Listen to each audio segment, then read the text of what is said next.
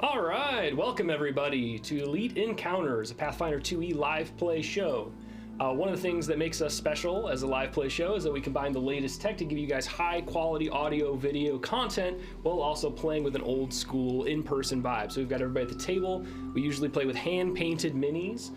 We also play with a physical tabletop, so none of the virtual stuff. We're playing in person, we're playing for real, we're playing right next to each other just like you would back in the day.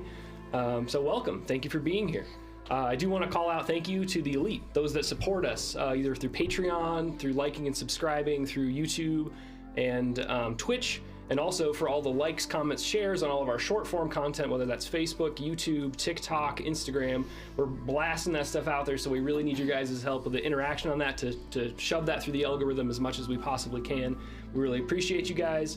Also, the Discord community is a great place to get a hold of us, the cast, the team, to give us feedback, to give us, or just to interact with us, just help build that community. Because we want to play with you guys, we want to hear about the games you're playing, and we want to, make this the best show it can be. So if you've got good feedback for us, or you just want to come hang out with us, please do that as well. The Patreon does have multiple tiers that also offer physical rewards, and that also offer exclusive access to a Discord channel that gives you kind of more direct access to us, so you can have that more one-on-one. That being said, you're probably wondering why Patrick isn't sitting here for Monday Night Bloodlords. We're not playing Bloodlords tonight. We had several cast members fail their fortitude saves, and they're all afflicted with the creeping crud. Luckily, I'm already on the final phase of the maximum duration of my disease, so I'm able to run a session for you guys. But for those that are out there that are sick and at home, we hope you get better soon, and we hope to have you back at the table soon. We'll miss you, but in the meantime, we're going to be playing something a little different. We're going to be playing The Dawn of the Frogs. It is a Pathfinder game night. So this is a new form of content that they put out in September that is kind of a bridge between the classic beginner box and kind of more like a traditional adventure module, if that makes sense. So usually a beginner box, historically, whether that's 1E, 2E, or the 2E remastered beginner box, has truncated rules to kind of help new players get familiar without having to know all of the things going on. Well, game night boxes, and hopefully we see more of those in the future, they kind of strip that away, and we're just doing the full rules. So you guys will see the full details for your pre-gen characters in here. You might have lore skills or other knowledge skills that they totally wouldn't, give you because they don't want to overwhelm you in a traditional beginner box. So we're going to kind of do a live unboxing. We're going to take a look at all the cool content in a game night box, and then we're going to start playing through it. Game nights are traditionally designed for 3 game nights with your friends. So there are basically 3 adventures in here that you would get to play on 3 game nights. But we might get through them a little faster just because we are a little more seasoned in the Pathfinder 2e space. So I'll kind of call that out when we get to that point, and you guys can have an idea of what it would traditionally feel like. And we're also going to try to slow things down a bit and try to play like we are brand new players. So just take a moment, close your eyes, think about the 1980s, think about burgundy carpet, think about a wood panel basement and a beige couch. We're gonna go slow and play like we're playing for the first time. Right. So I'm gonna throw this up over in the battle cam, and I'm gonna crack it open, and you guys can see what's inside. Can't wait. A classic shake. Yeah. And there we are. So we get a set of dice. We all have our own dice. If we were to set these in the middle of the table for all of us to take turns with, we'd all be reaching pretty far because we have this awesome new table that is massive. So that's probably not going to work for tonight, but we all have our own. I've got the GM book, so that's what I'll be running with. Right. And then we've got these lovely character sheets that are in here. Now, I did print kitty copies, so you guys can write and scratch all over them, and I don't have to worry about mine getting destroyed. Smart. And then we have these awesome printed maps. So for each of the adventures, there's a map associated with it. And each of you guys will get to we'll jump right on them in the game boards, as well as all these awesome cutouts. Now I'm gonna pull these away pretty quick because I don't want these guys to see what they're gonna be up against. Wait, what's that one? No. Dude, that was a goblin. That's right. Oh my god. I think there are frogs. Yeah. It could be Spoiler. frogs. Yeah. Spoiler alert. Could be frogs in the Dawn of the Frogs game night box. Frog goblin? Just a thought. So I'm going to throw up the first map, and then we're going to start rolling some dice for where we're going and who we're playing. Because none of these players know who they're playing yet. They haven't seen their character sheets at all. Nope. So to kind of go with that theme of we're all just trying this for the first time, they're going to be trying their characters for the first time. So we're playing as 4 iconics that are kind of classic in Galarian Adventure Paths. Lots of them have these pre-gen characters, and they use the iconic characters for that. Each iconic kind of represents a specific class usually. So the 4 that we have are Mariziel, the elf rogue, Valeros, the human fighter, Ezrin, the human wizard, and Kira, the human cleric of Serenre. So, that being said, do you guys want to fight over who you're going to play? Should I roll some dice? How do we want to do it? It doesn't tell me in the game box exactly how to do it. So I might leave it up to you guys. We can just figure it out live. I'm all for random. My vote is roll some dice and let us play whatever we get. Okay, so I currently have them in N order, and we'll just roll a D4, and I'll go left to right. I would like to still fight. You would like to still fight? Yeah, like let's roll the dice, but then we'll meet out back okay. So afterwards. once you get your character, then you just fight. Afterwards. Just Just for fun. Yeah. Just a little warm up. I got you. Get the blood flowing. I hear you. Okay. Sounds good. Okay. We'll start with Kayla over here. Well, speaking of, we have some different faces at the table. Should we take a moment to kind of go around? I think so. I think so. Yeah. So I'm Jacob. Usually I'm sitting over there somewhere playing as Mert Nellis, the ghost spirit barbarian on Bloodlords. Right. But tonight, I'm GMing for you guys. I'm Kayla. I am usually the shirt maker. Yeah. For all the things. That's pretty much my job. And you make some great shirts. You were a cast member of Psychic Promise. Oh, I was. Great point. Yeah. I'm Nate. I'm usually sitting right here on Tuesdays for Iodadree, playing Chevy Tom. Yeah. I'm Joseph. I'm usually sitting here on Mondays for Bloodlords, so not much has changed for me. There you go. Yeah, you didn't even change your shirt. I didn't. I've been wearing it for a week. Right. Gets washed once a month. I can tell. And I'm Patrick, and I'm usually sitting over there in the cockpit of this amazing starship table that we have. But yeah, I wanted to mix it up tonight with everybody sadly being out. So I can't wait to play again. Yeah, I'm excited to have this group at the table. It's going to be interesting. I've never played with these people. I've never had Nate at a table with me, so I'm excited for that because we kind of were 2 ships in the mist when it came to the Soul Severed campaign. Mm-hmm. So I'm super excited to have you here. Let's get into this. One thing that the game box also doesn't include in their rules that we're going to roll with the full rules is hero points. Now, you guys are familiar with the Bloodlords skull bones. I don't have skull bones, and I don't think they would match. With Dawn of the Frogs, like some little rubber froggies would be great, but I don't have any rubber froggies that I collect. Unfortunately, I collect many things. Frogs are not one of them. But I do have these lovely Pathfinder coins, right? With the glyph of the open road and that little Pathfinder P on them. So we're going to pass these around, and everybody will get 1 to start. Heck yeah. Oh, pass Nope. this way. Oh, okay. We're just going to keep passing. Okay. There we go. Everybody got one? Yep. Okay. Yep. Nobody's cheating and pocketed extra ones or No, has one up no. their sleeve? I have a couple in my bag. Can I use those? Actually, I've got one over there sitting down. So. That's right. You only get 1. All right, fair enough. I've got extras if you do something to I think impress the me. one Don gave us was a bit bigger, wasn't it? It was like a No, it was medallion this one. size. Was it that size? Okay. Yeah, I really- think this It's is over the there in my dice official Paizo Okay. hero point. They sure core are, That yeah. have been, for some time. Yep. And hopefully we don't need them. Hopefully this is kind of geared for more beginner players and you guys absolutely crush everything. But we'll Use it see. on the stupidest D20 roll. That's right.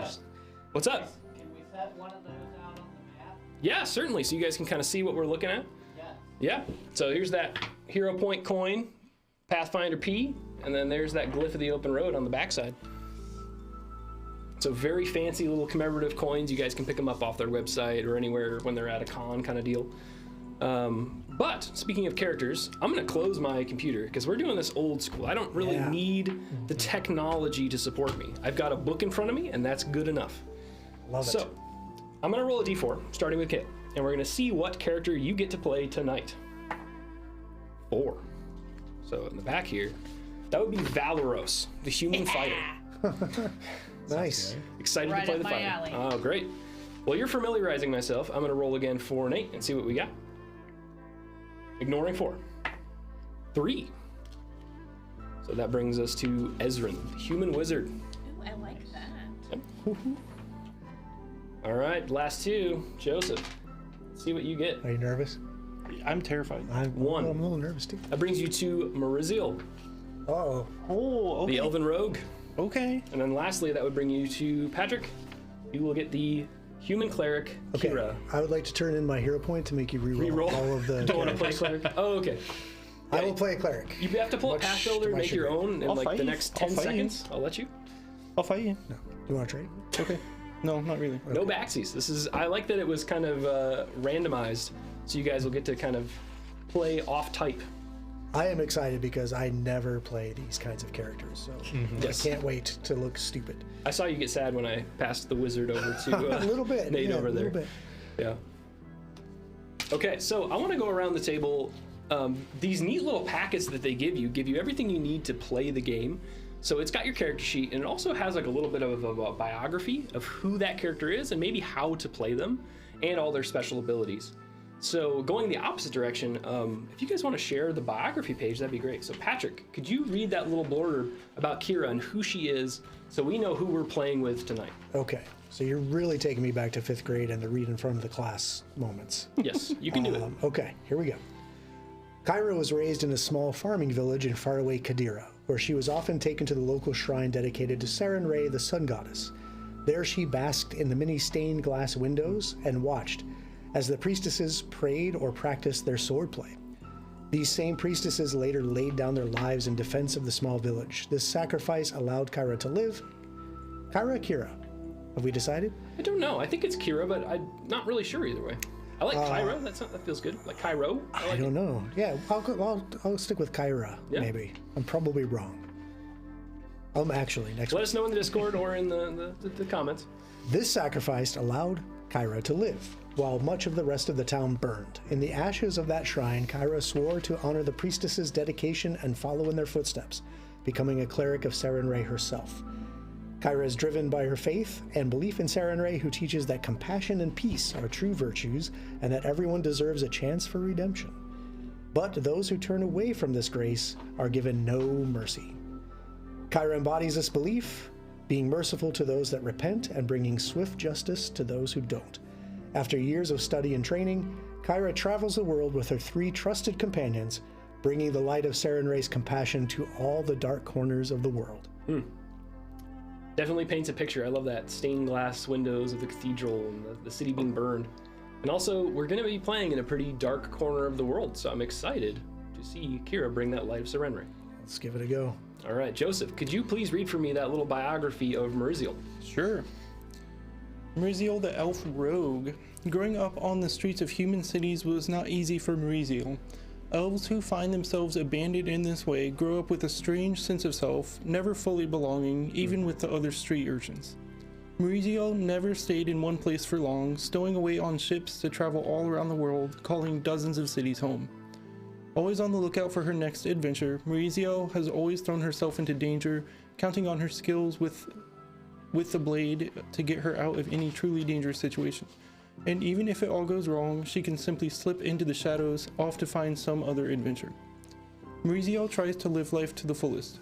Having seen countless friends and allies die over the years has given her a zest to get the most out of her, admittedly, potentially very long life.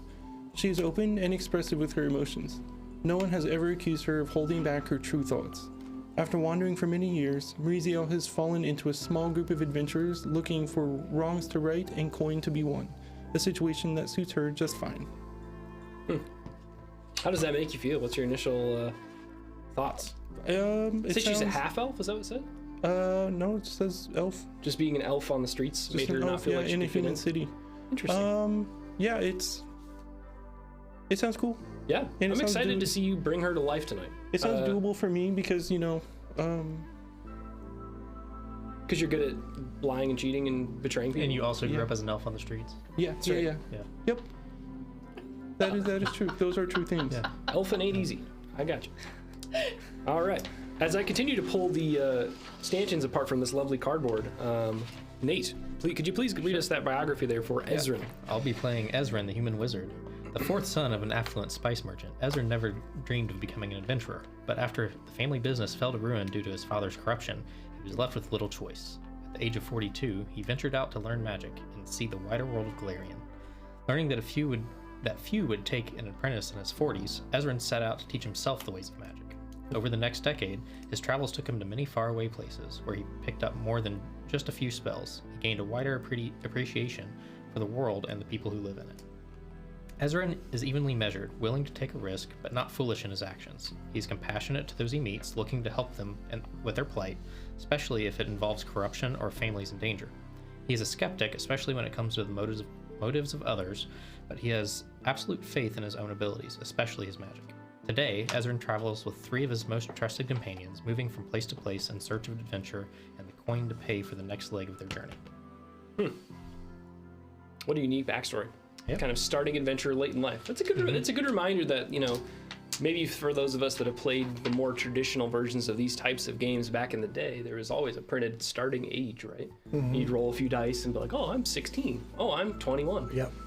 But Ezrin kind of breaks the mold, you know? He experienced the family business for a bit, and then he decided, you know what, midlife crisis, time to hit the road. Time to learn some magic. Time to see the world. I also appreciate that it says at the age of 42, yet he's shown with very long white hair, as if he is much older than 42. Yeah, we'll just pretend that that's, you know... He's seen some shit. Yeah, he's very... 42 back then was old. Yeah, that's true. When you're teaching yourself magic, you know, there are some mishaps that happen here and there. Maybe he dyes it. Maybe. Yeah, You it know looks what? cool. We'll just pretend this is, you know, it's a medieval-ish fantasy RPG, so, you know, You know what? 40 is venerable. Explain All right, it. that's enough ageism. That's right. The miasma will get you at about 50, so. All right, you want to give us your quick biography of Valeros? I always have called him Valeros, so that's what's going to come out. Hey, no, go for it. But Valeros was destined to be a farmer. Growing up in a small farming village in Andorran? That destiny was very nearly came true, but just before his marriage to a local farmer's daughter, the call of the open road and life of a thrilling travel became too great to ignore. He quietly gathered his belongings and left to follow his dreams. However, life on the road was a dangerous one, and he soon fell in with mercenaries, who only valued him for his sword arm and his ability to bleed. Hopping from group to group, he soon realized that the only true path to fortune would be to strike out on his own as an adventurer. Valeros may seem crass and jaded, but he has a noble heart and deep affection for those he calls friends. He is reckless and fearless on the battlefield, throwing himself in the way of any threat, knowing that his sword and shield will see him through any hardship. Valeros's only real goal is to experience the best things in life. Fine blades, good food, and soft company. Valeros travels with a band of 3 fellow adventurers these days, and he works with them as a part of a practice team, which is good, because it means he is more likely to get paid in coin and good ale. There you go. That poor, poor farmer's daughter. Left at the altar. What a shame. Maybe, you know, that'll be the final boss of Valeros' stories. The jilted lover. Jilted Lover, CR Hell hath 25. no fury. That's right, Woman's Wrath, level 25. Good luck. I like these character sheets. I know, they're very approachable. Informative. Yeah, very like easy and succinct to look at. They're colorful, which, you know, helps sometimes. And they kind of give you everything you need, and it also is literally the whole character sheet. I mean, it's not hiding or truncating or getting rid of some of the things that would be kind of taken away in a traditional beginner box. Like, we have the full character. Yeah. And you also have, you know, some cool little blurbs about the specific things you would do and some of those actions, right? So not everybody's going to have, you know, trip and grapple on their sheet, because maybe not everybody's very good at athletics, but some people might. So that being said, as you guys kind of pour over them and study them to try to get yourself as ready as you possibly can, let's jump into this thing. I don't want to give you too much of an unfair advantage against these horrible creatures, so we're gonna get in before you get too studied up. Dunmire is a gloomy and foreboding swamp, yet beauty can be found within. In some spots, the sun's light rarely reaches the water through the foliage above, while in others, brightly colored swamp flowers and insects seem almost to sparkle. The town of Bog Bottom isn't a big place, but it's one the locals have called home for generations. Yet now that some of the townsfolk have gone missing near an old mill deep in the swamp, someone needs to find out what happened to them. The journey to the crumbling landmark takes several hours and, while arduous, is uneventful. Many predators lurk in the swamp, but there's no sign of their presence so far. Far off, frogs chirp and croak, and flies buzz dreamily. The crumbling wooden mill stands amid the mist, half sunk in the swamp. The front door has rotted away, but the entrance is mostly blocked by thick vines. Someone could squeeze through the vines or try to cut them loose. Perhaps a clue to the villager's fate lies within. So, for a quick pretext, we're talking about places like Dunmire and Bogbottom, but we don't really know where those are. This is set on the Isle of Kordos, basically on the northern end, opposite of the city of Absalom. So right in the inner sea, that's where we are, in this basically vast swamp called the Dunmire. Yeah. And as you guys approach this old mill, what do we do?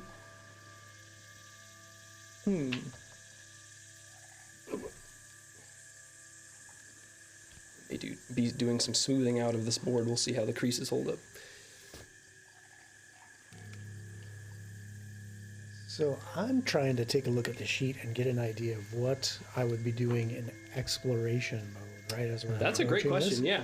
So yeah, I mean, this doesn't really dive deep into what the exploration mode actions are, but I think that's definitely something we should try to use. So for those that at home that may not be as familiar, there are several things you can do while you're exploring actively, and that can be things like scouting ahead, and those can give you bonuses to initiative.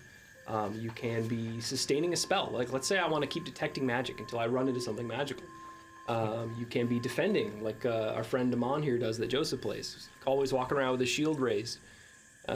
But lots of interesting choices, including, is it investigate is the right term? For basically constantly doing passive perception to look for things that might be hidden. I will do, so as we're approaching. Yes? Because you mentioned investigation. So I would like to check for traps as Okay. I'm walking up closer to the mill. And then while I'm doing that, I also want to listen. I have a +2 circumstance bonus to perception to hear creatures within 30 feet. So I want to listen. Like, do I hear anything scuffling about or murmuring or anything like that? Great. Okay. Yeah. Go ahead and give me a perception, and we'll tie kind of both of those in together. You're looking for traps and also kind of listening for what anything unusual. And I'll add the +2 after the roll for you. Okay, because I have Trap Spotter, which I gain a +1 bonus to check for traps. Okay. Okay. So perception.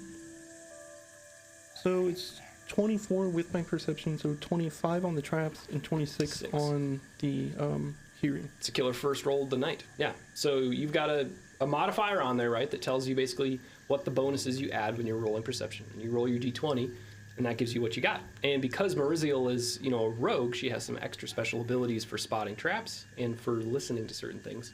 Is that because of her elf ears? Interesting. Oh, okay. I was just curious how it was described. He's just a real great listener. That's right. He's a good listener. Yeah, it just says Whisper Elf. Whisper elf. Oh, Interesting. Yep. Then So it a is heritage. based on your Yeah. Very interesting. Okay, so yeah, you don't detect any traps near the entrance. And you do hear just the faintest sound of voices Okay. in the mill. You can't make out tonality or language. You're just kind of catching like some of the most sharp diction, right? You're getting just like those like the strong sounds, Sure. but totally lost on you any of the meaning at this point. And that part of that has to do with the distance you're away, right? Like you're outside this mill, and it sounds to be coming from deep within inside. Okay. So there's this group of adventurers that I have fallen in with, right? Yes. And so I will kind of like backtrack from the mill to the group and be like, guys, I hear someone in there. There's people. I hear voices. I'm going to, as we're traveling and exploring here, I'm going to keep up detect magic Okay. and just kind of scout the area and make sure that there's nothing, any cliffs or anything that could, I know you Sure. checked for traps, but anything that would be non-detectable by just Sounds very sight, smart. Yeah. Yeah, as you're moving up, you do not detect anything magical. Okay. I will use message to relay that to each of the people in the group. Okay. Since I'm not confident in my own ability to be quiet. Interesting. Is there any visual or somatic frills to the when you cast message to each of your companions, or is it totally subtle because you don't want anyone to know? Yeah, it's literally just I'm mouthing the words at each person, and it relays in their minds. Wow. Yeah, so I'm not Super detecting cool. anything magical ahead. And then knowing that there are people ahead, I do preemptively cast Mystic Armor on myself, which gives me a +1 item bonus to AC for the remainder of the day. Whoa. Okay, that's a level 1 spell. That is It gives you what? +1 item bonus to AC. Dang. It's almost like you think we're gonna get into a combat. Maybe eventually within the adventuring day. Yes, it does last for the day, so that's one of your bread and butter. I hit this in the morning kind of deal. Yes. Oh, that's awesome. Makes sense. Yeah. Now that's great. I would be scouting ahead, looking for Okay. Yeah, so we'll put you under scout. So if something for does the go enemies awry, and such. people will get their bonus to that initiative roll. So that's good. I'm a little wary that it's been called out that people are hearing voices ahead, so I'm going to ready my shield and approach in a defensive fashion, Okay. defending. Great. Yeah, so should an encounter initiate, you will start with your shield raised. That's So- right, because I'm scared. Yep. So calling that out and seeing everyone kind of start to respond to what I said, I'm gonna like stealth and try to sneak my way up to see if I can maybe like get a closer look at what I'm hearing. Okay. Go ahead and give me a stealth roll as you approach. And you're approaching this entrance here, is that where you're headed? Yep. Okay. 23. Okay. So you move basically at half speed, but we'll kind of hand wave that it gets you up to the door, wherever that is. And you don't hear any additional sounds as you move up. You still continue to hear just the faintest sound of a conversation happening through the door and up into the distance. But there's these thick vines that block your path. Are there any like second story windows or anything? No, they're not. This is the only entrance. Well, then I'm gonna pull my sword and I'm just gonna start cutting those vines. Great. Okay. Yeah, if you're like, If that's enough how of we this have crap. to go in, Yeah. we're gonna get rid of them. Yeah, much ado about nothing. Go ahead and give me an athletics check and try to just hack your way through these vines to get through. That's a natural one. Oh, okay. You will slip and fall backwards in the mud, Sure will. and you will stink of the swamp, that nasty water. Unless you take some time to clean yourself up, you will smell like that.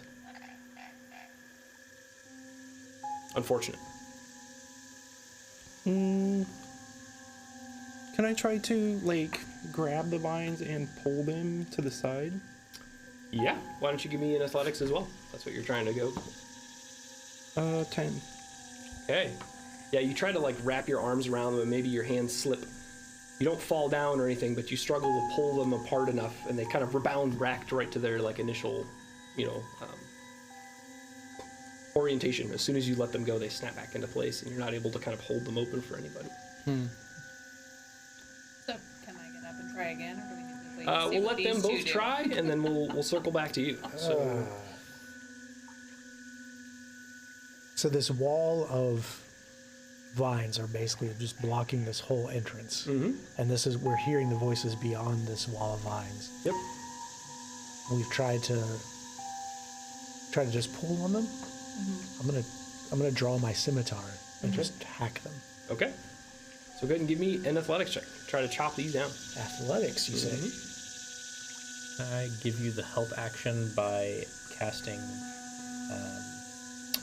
let's say, electric arc on the vines to try to weaken them as you're Okay. slashing them. Yeah, I can see that. I'll definitely allow that. All right. So that gives me +1, Yep. like an aid. Is that one? Okay? Interesting. Neat. Here we go. I like the creativity. I like that we're already kind of breaking the mold. With the assistance, I get a 16. Okay. That's enough for you to, as you chop your way through, you actually get yourself inside. Sweet. I'm like reaching for the wizard, and I know it's not you. Okay, there we go. So you moved yourself through the vine-choked doorway into the mill. Your friends are still behind you, and the path that you took doesn't seem to be as open as you would hope it to be. So Nate, what do you do? I'm gonna pull out my dagger Okay. and try to cut away at some of them as well to force my way through. Okay. Same deal. Give me an athletics check. I'll try to get you through. +0 here. All right. It's a 16. All right. So you also, are able to kind of chop away some key spots and get yourself into the room.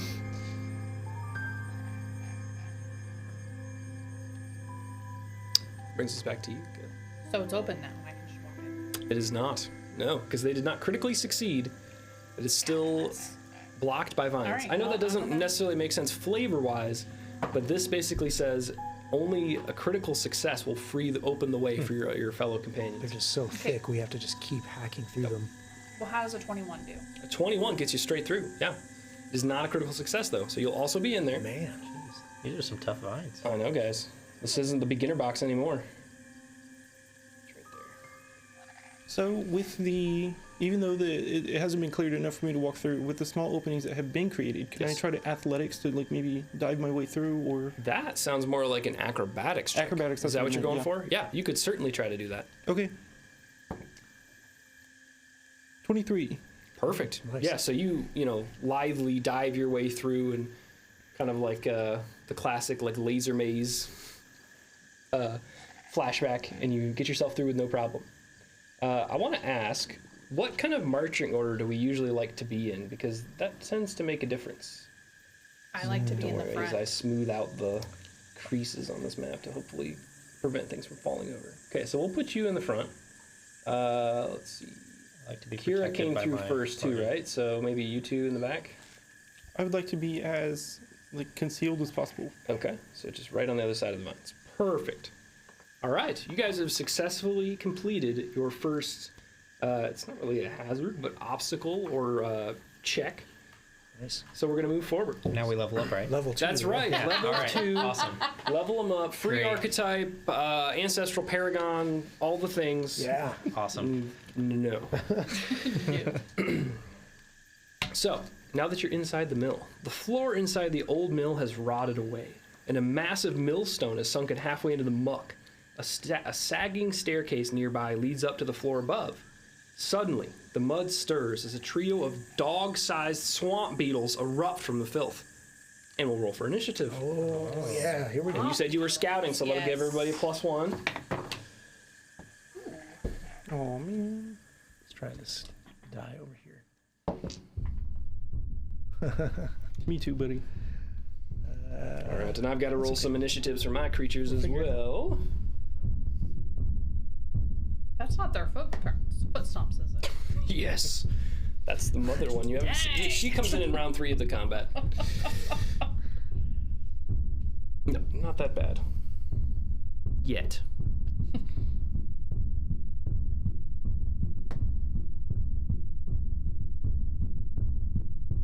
Okay, why don't you guys go ahead and read me your initiatives, and we'll get you going. I got 25. 25 for Valeros. I love that. All right. 13. 13 for Ezrin. A 10. 10 for Mariziel. Oh no, maybe you still got a little leg hanging in some of the vines. Yep. Got to get yourself clear. Yeah, the slightly identity confused Kira. Yes. As I'm now going to pronounce it correctly. 12. 12. Okay. Well, 13 with the scout. That's right. Okay. Perfect. So that brings us, Ezrin and Kira are tied in initiative. Who would like to defer to who? I don't know. I like to watch and see what these guys do to help them get out of trouble first. So I'll defer Sounds to Ezra. good to me. Okay. I'll go first. All the responsibilities on you to do the right thing. All right. So round 1 of combat, that takes us to Valeros at the top with that 25. So what do you do? For those at home that are trying to learn along with us, you get 3 actions to do whatever it is you want to do. You don't have specific actions that you spend like in other editions where you have an attack action or a bonus action or a certain amount of movement. You can spend an action to move, in action to attack, in action to do other abilities. Some abilities cost multiple actions. This system is a little more dynamic and I think a little more tactical, if I do say myself, myself. I'll move up to that middle one right there. The middle one. All right. So that's an action. You stride up. And I'll attack it with my sword that I already have out. Go for it. That's 26. Ooh, that is going to be a crit. Nice. Are we rolling and doubling, or are we like roll rolling once two and then eights? double the result. Okay. 16 total. Okay. 16 points of damage. You may describe your kill. Oh, That I is- just chop it in half. All right. Yeah, this Nice. ichor, this like yellowish ichor pours out from the seams as you split it right in two, and its legs skitter, and it falls to the floor dead. And you still have one more action. I have one more action. You do. Do I have any movement left that I could get to that other one? No, because you spent that first action to get Yep, up to okay. that beetle. So, Cool. I will raise my shield. okay, I think that's a great defensive strategy. Yeah. That's gonna bring us to one of the beetles. Paul. Ringo. That's right. Great minds are thinking alike at the table. Love it. Does that haircut come to stay? He is going to move up. And chittering at you with its mandibles. It's gonna take a bite. With a 12. That does not hit. No! Poor She says guys. with confidence. That's right. Sad. He's gonna bite again. With Matt. Nat 20. Oh no. That also does not hit. The funny thing is that is actually just a 20. For a total of what? It's A just a total 20. of 20. That literally just hits. All right. Whoa. With your shield raised. Yeah. I still get through with a crit. So I'm Oh. gonna roll some damage. I was about to talk smack and I'm looking at my hit points. They even have a heart icon. Like, you know, come on. I need more caffeine. All right, that's gonna be 8 points of damage. 8 points of damage. Yep.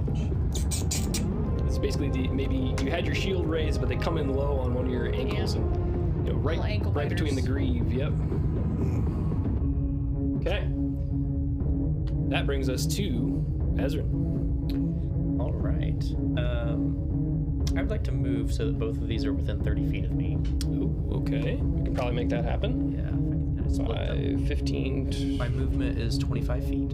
Okay. This is 10, 20, Can I 25. get on top of that millstone, maybe? Yeah, we could probably Yeah. get you. So we could probably get you to here. If you want to try to do like a leap, that would be another action. We could get you up top, probably. I'd like to use my remaining 2 actions to cast Electric Arc. Okay. So 5, 10, 15, 25. He's 30. That's 30. So I think you're still good right there. So with my remaining 2 actions, I'll cast Electric Arc, All right. which an arc electricity shocks one creature and jumps to another.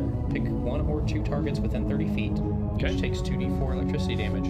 Each creature must roll a basic reflex. All right. I will roll a basic reflex save. So just to clarify for those watching, a basic save is basically that if I succeed, I take half damage. If I critically succeed, I take no damage. And that's by succeeding by 10 or more. And if I fail, basically your spell DC, then I will take full damage. And if I critically fail by 10 or more, then I'll take double damage. So that's what when they say basic save, that's what we're talking about. It's basically that normal, double, half, or nothing. So I will give you 2 reflex saves, and we'll see how these beetles do. It is their best save, believe it or not. So, Nat 20 on the 1. No, that doesn't Of work. course. So no damage. I got my weighted That's die 2 out I for rolled this, for just you. for this. That's right. And that is a 14. 14's a failure. Okay. So I'll take full damage from that guy. 2d4 damage. That's 5 electricity damage. Okay. Shock this one horribly, and it is hanging on. You see one of its antenna just totally like turn to ash and fall off, but it's still standing. And that's all your actions, correct? That's all my actions. All right. Brings us to Kier or Kyra. So, just a quick in-show actually. Hit me. I Pathfinder wikied Kyra, Yeah. and it is pronounced Kyra. Kyra. I've been saying it wrong I have this been whole too. time. So Kyra. I think that makes sense. I feel that. Kyra. Yeah, okay. I like it. Thank you. Let's just call her Stephanie for the rest of the show. Sure. I've always wanted to play a Stephanie. Yeah. This is something that I've wanted since a kid, to play a character named Stephanie. Wow. Okay, and we're making that dream come true today. Today, it's happening. So Kyra is going to, let's see, what was my movement speed? So for each one of my stride actions, I can move how fast? Where is it on this? Just below hit points. Oh, there it is. 25 feet, thank you. So can I get to the one that's on the far side of the millstone with 25 feet? Probably not in one action. 5, 15, 20, 25. 2 actions can get you all the way there if you Well, want. that's dookie. Sorry. It's not my fault you're playing a slow character. Instead, you know what? I'm going to run up next to Valeros. Okay. Pronounced like Bolero, apparently. And swing my scimitar at this one. All right, go for it. Okay, that's 11 on the die plus a 4 gives me a 15 to hit it. That is in fact a hit. All right, that's a d6 plus 1 damage, 3 points of damage. Okay. You may dispatch your foe. All right, so I just kind of sidle up next to Valeros and then kind of over my shoulder wink at him as I just drive the tip of the scimitar into the carapace of the beetle and then pull it out with just the yellow guts flying back. Yeah, you find like Purchase just right under the wing cover and just sinks all the way in. You hear this like chittering screech. Yep. It just collapses to the floor Nice and job. is no more. All right. Yep. That takes us to Mariziel. Well, my movement speed is 30, so I would like to get up to the last remaining beetle. Okay. So I'll draw my rapier and run up to it. I'll also say for my third action, I'll raise my shield. Okay. Sounds good. Sorry, I didn't mean to rob you of an action, but sounds perfect. It's okay. So 30 will get you all the way there. We'll presume for the sake of this adventure that you guys have your kind of equipment ready to go. You've heard noise inside, so we'll give you the rapier being in hand. Okay, sure. So you have 2 more actions. I'll move up 10 feet, that way I'm adjacent to it. Okay. And then I will take a swing with my, I'll stab at it with my rapier. Go for it. Let's see. Ooh, that one. Okay. So that's a miss. And that's all your actions, correct? Yep. Okay. That brings us to our little buddy right next to you, the swamp beetle. He's going to attack you. And as he sees you running up and you kind of get off balance with that rapier when you come in, instead of coming to bite you ankle because you're kind of moving in so quickly and agilely as Mariziel does, it's going to lean back and you'll see those mandibles split apart and it'll spit. Oh. Oh, shoot. With an 11. Nope. Okay. What fun. It will now try to bite you. With a 5. Nope. Okay. Try to bite one last time. 6. Trying so Almost. hard. Not exactly boss not quite. monsters. All right, that brings us to the top of round 2. You guys have survived your first round of combat. They might not be boss monsters, but they had some really cool artwork that was up Yeah. there for just Yeah, a you like second that? ago. Yeah, yeah. Pretty. It just caught my eye. All right, so that brings us back to Valderos. How far away is it? You can probably skirt around this side of the millstone. I'll give you that. So 5, 15, you get there 20. Cool, I'm gonna hit it. Okay. That's 22. 22 is a hit. Heck yeah. That's 8 damage. Okay. You can dispatch your foe. Oh, all right. Cut that one in half as well. All right. You come through and just chop it apart, and you see that nasty ichor like work its way down to that gross, filthy water on the edge there. And that brings us out of combat. You guys survived your first in combat. I don't think anybody even got hit. Oh, Valor's got Yeah, hit I once. definitely got hit. Yeah, you got bit pretty bad. But other than that, you guys are mostly unscathed. Yeah. As you after you do that and you run up, I'm just kind of like, I'm holding my rapier and I'm just like, Yeah, it's gross. I smell gross. I'm here for you. As everything kind of settles down and people are smelling each other, I'm going to step up to Valeros and Valeros, and I'm going to dig at my side into a healer's kit, and I'm going to start patching him up and just kind of say, I think that's 2 to 1, right?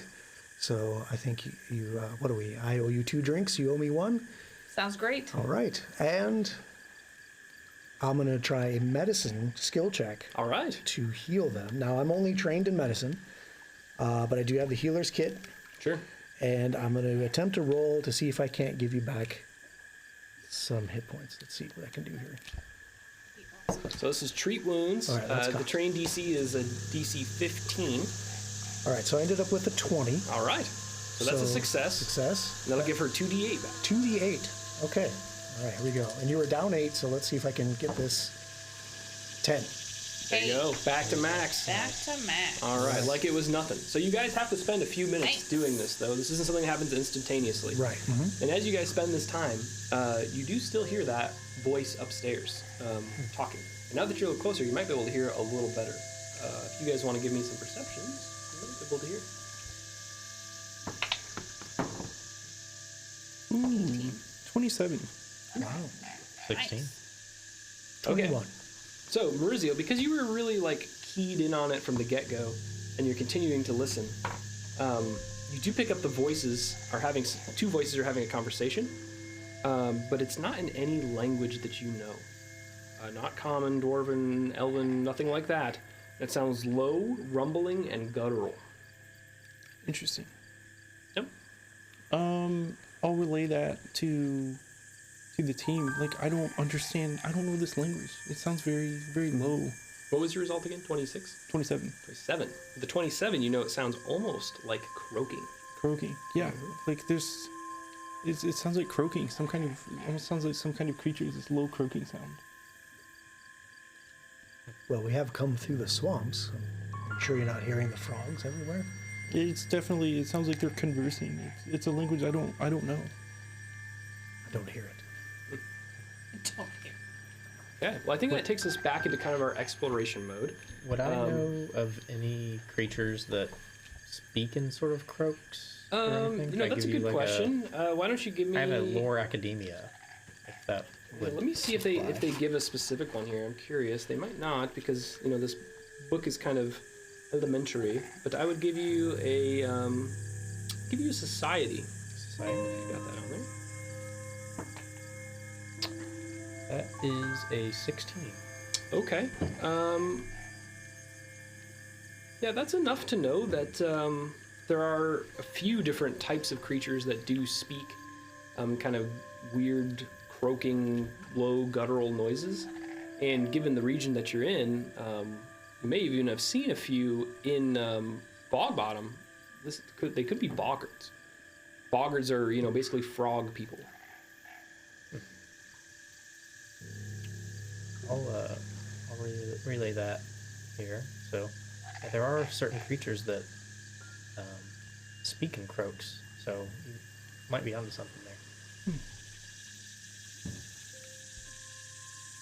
Okay, so you guys are in this room. We'll go back into kind of our exploration mode.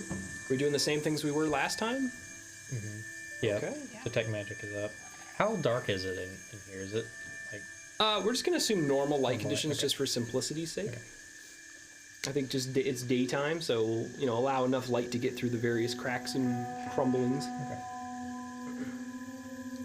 I don't want to add too many layers to a very simple adventure. So what do you guys do? You've got this nasty, rickety staircase leading up to the floor. You've got this room around with this big millstone, some water on the side. I would like to try to stealth up the stairs enough to get a peek to see if I can tell where that's Okay. coming from. All right, I'm gonna move you to basically the bottom of the stairs. If you give me a stealth roll, and then we'll see what everybody else does, and we'll work back around to you as you make your way up the stairs. Well, Maurizio is trying to sneak and scout ahead. We're here from missing people, not frog people. I'm going to look around in the mud to see if I can spot any tracks of people and if they're intermingled with frog feet. Okay. So I have survival. I am trained in survival. I think I can use survival to do tracking. Yeah. Yeah. Okay. So if you want to do survival or perception, it'll take either of those, whatever's highest for you. They're the same. Okay. And I think I'll rely on survival. I like that. 14. Okay. 14 is enough as you're kind of looking around in the mud and muck. You do find 1d6 silver pieces, so I'll give that a roll for you. 3. So you find 3 silver pieces kind of scattered in the muck. This will pay for the drinks tonight, I think. There you go. That's right. And that's all you find. No tracks, huh? I'll take the silver. I was hoping to find more evidence, but fair enough. You know, I asked about the light, but I did read this, which is different from 2E. I'll note. Interesting. The 1E light, or the light spell that I'm seeing here, says that I can have up to 4 orbs that shed 20-foot radius that they can follow a willing creature. So I will just put an orb on everybody. Okay. And Nice. if you're no longer willing, like if you're stealthing, for example, you can just say I'm not willing anymore, and then dismiss that orb essentially. Yeah. Yeah. So and then I can I'm put like, it back on you. It's a cantrip, so Sure. I can put it back on you whenever. Yeah. Yeah, I'm definitely used to in old editions that kind of cantrip is just for one person. But a lot of cantrips in 2E do auto heighten, so perhaps that is kind of the initial heightening of that. Yeah. That gets you 4. Or at least it is in this book. You've got 4, so that's great. So everybody's got a light on them should they want it. 20-foot radius. Huh. All right. So what is everybody else doing? So you found some coinage in the mud and muck. You're making your way up to the stairs. I'm also heading for the stairs. Okay. So we'll put you right up behind Marizio. I will cast detect magic and follow. Okay. You don't detect anything magical, but we'll put you up there towards the stairs.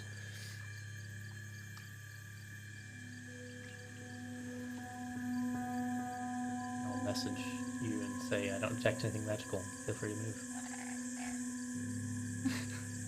Free to move on. Yeah. yeah, I'll keep that. I'll hear him and keep that in mind as I'm stealthing Okay. up the stairs. So you're gonna continue to stealth up the stairs? Okay.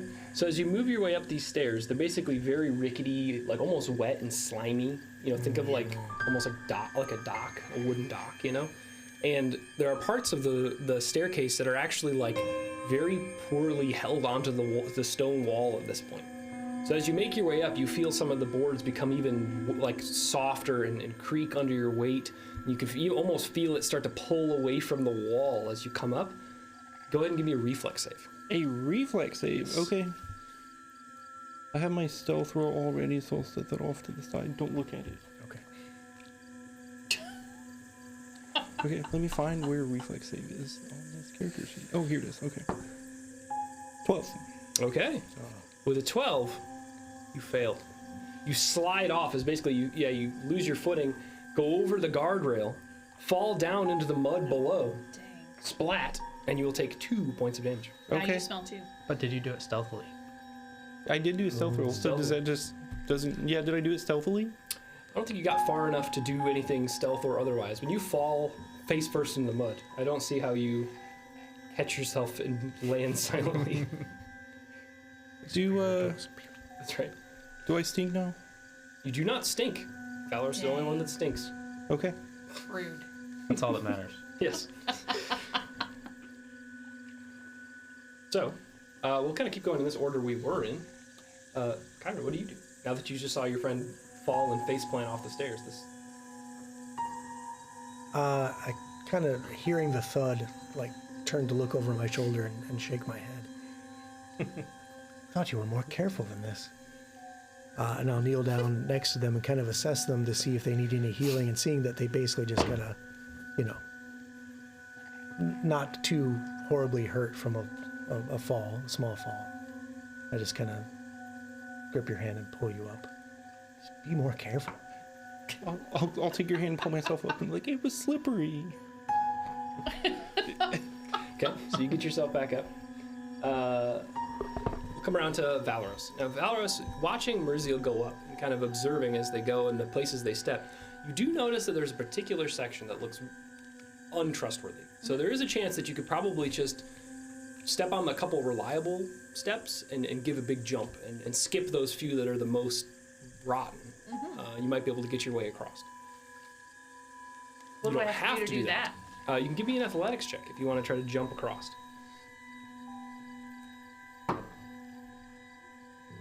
22. Okay, yeah, Wow. that gets you right across.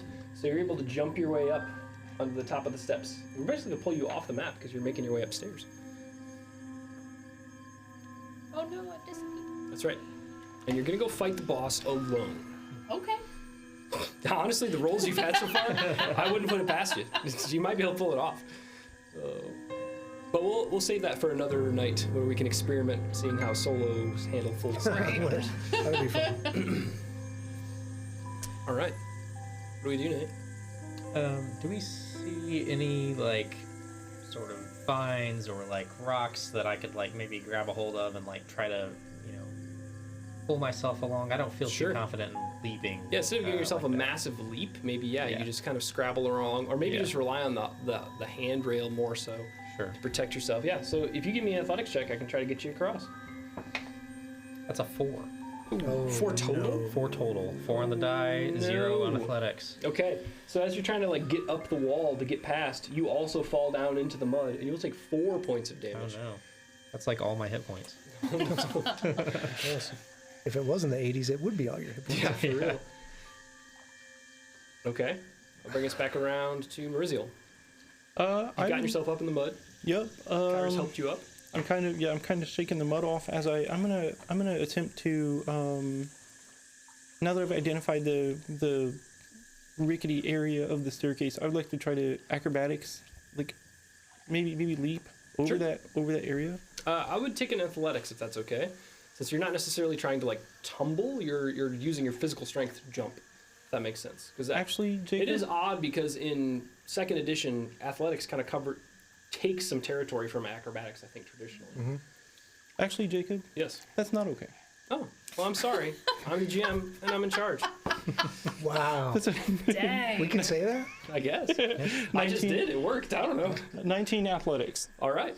Yeah, that gets you straight up. So whether it was acrobatics or athletics, you still get up. That's awesome. It was athletics. All right. So can I like stay and maybe attempt to like catch people as they're Yes, great. like Yeah, if pull you want to people kind up? of give an aid, you can definitely prepare yourself to Oh, that's a great yank idea. them up. That's perfect. Selfless. That brings us to the last two down here. We've got Kyra, and you've got a new person laying in the mud next to you. Right. I just told Maurizio to be careful. What are you doing? It's slippery. That's what she said. I'm tired of everyone's excuses. However, I do know that this amount of damage for Ezran, his poor elderly frame, Oh, his Oh. his I can do this all day. his arthritic ankles. Can you? I've fought mud before. Okay. Well, I mean, I wanted to just do a quick. I don't know if we really have time to do medicine on him. If half the people are up the stairs. Look, you're gonna have to be more careful. We don't have time to be healing. As I'm stuffing my bandages back. Maurizio's gonna try and help you this time. All right. I'll stay at the bottom of the stairs in case you fall again. I think I actually got a whiff of Valeros. Like, it just threw me off. So now that he's further up Rude. the stairs, I think I'll be okay. I completely understand. Yeah. I cannot wait to get back to town to pay with the silver. I may pay for guys are him to have. rude. I'm gonna have to. path. I'm gonna have to learn prestidigitation spell to kind of clean him up. That's a grand idea. I don't the even know what run that again, means, but so, if it cleans him, do. yeah. all right. So we'll have this poor elderly quadragenarian give another go at If I climbing fall your again, way. I'm gonna break a hip. That's He's right. but a Here we wee go. lad. And you have Enough of that. Maurizio leaning out with an arm to try to pull you across. Yeah. Catch me. With a 13. So then, Gets 13 you on the across. die. Gets Yeah, you across. So you're able to make it across. Yeah. Okay. Basically, right as you're climbing across the stones and the vines that you're trying to rely on the wall more. Maybe one of them starts to come loose, and Maurizio reaches out, grabs you by the wrist, and yanks you over. All right. So that leaves just Kyra. Maurizio, you want to stay and continue to Yep. help, or you want to call Yep. it? Okay. just checking. I'll pull him up and just pull him up past me, and then I'm like, all right, come on. Okay. Sounds like all right. Come on. Okay. So I steel myself. I mutter a quick prayer to the dawnflower under my breath to please Yes. don't make me look foolish in front of these people. Not like last time. And I'm gonna try an athletics to jump across this gap. Okay. See what happens. Let's see. I don't think I have anything cool to help me with this. Okay. So here we go. Solar leap. Okay, that's a 16. All right. So that gets everybody upstairs. And now I'm going to flip the map over because all of the maps are included in this little box. That's awesome. So we've got the upstairs right on the other side. That makes things easy. It sure does. Imagine if you had to draw that with a dry erase marker. Imagine if you didn't have fingernails and you can't get it up. All right, there we are. Everybody see that? Okay, pay no attention to this side. You don't see that. But on this side, we're on the second floor. Right. So, the marching order, we liked Valeros in front, right? We'll put maybe Mauriziel since you're the second one up. And we'll put Kira and then Ezrin in the back. Does that look good? Okay. All right, so you guys make your way up. A wooden shaft pierces this chamber, connecting the machinery above with the millstone below. But now it lays ruined on the floor. On the other side of the room, a ladder goes up to what must be the top floor, but a dark shape appears to be sleeping in front of it. So you see in this basically area right here, a creature sleeping. What do you do? A creature sleeping.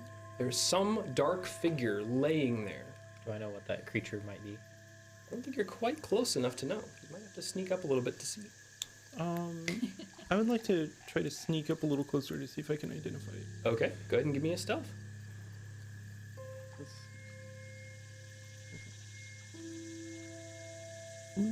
25. Okay. Wow. Yeah. Just close enough to be able to make out what it is, and then whatever recall knowledge you would take. Okay. That gets you up to the machinery. I'll need another check to get really right up next to it. 14. Okay. You basically make your way right up next to it, and you hear this as it's sleeping. You can go ahead and give me a nature to identify this. Nature. But it seems to be a large lizard of some kind. Is that a secret rule? I'll let you roll it. So I didn't really talk about it, but all of the secret rolls tonight, we're going to let you guys roll out in the open because that's how this book intends you to roll it. So traditionally, anything that has the secret trait, like recall knowledge, perception is one that's often a secret roll. Everything with a secret trait, basically, I roll for you. That way we're not doing what we would traditionally call waterfalling in previous editions of games like this, right? Where you'd say, oh, I don't know what that is, but I rolled a 3. So then the whole party rolls, even if they're bad at that skill, to try to get a better roll. Just a on the shot die, on right? it, yeah. Yeah, so everybody does that, and that kind of why they got away from that and added this secret trait so that you don't know whether you detected a trap or not. You just know that I'm pretty good at detecting traps, and you hope you found it before you step over the pressure plate, Yeah. and it goes boom. It's a trap, Mauriziel. A hissing trap. It's a trap. So I'm not trained in nature, but I have +2 from my wisdom. So do I add the +2, or is it just a flat check? Your total should be on the left. Should be your total should be Right. there. Yeah, you So I still think get to add the You still +2. add your attribute, yeah. Yeah.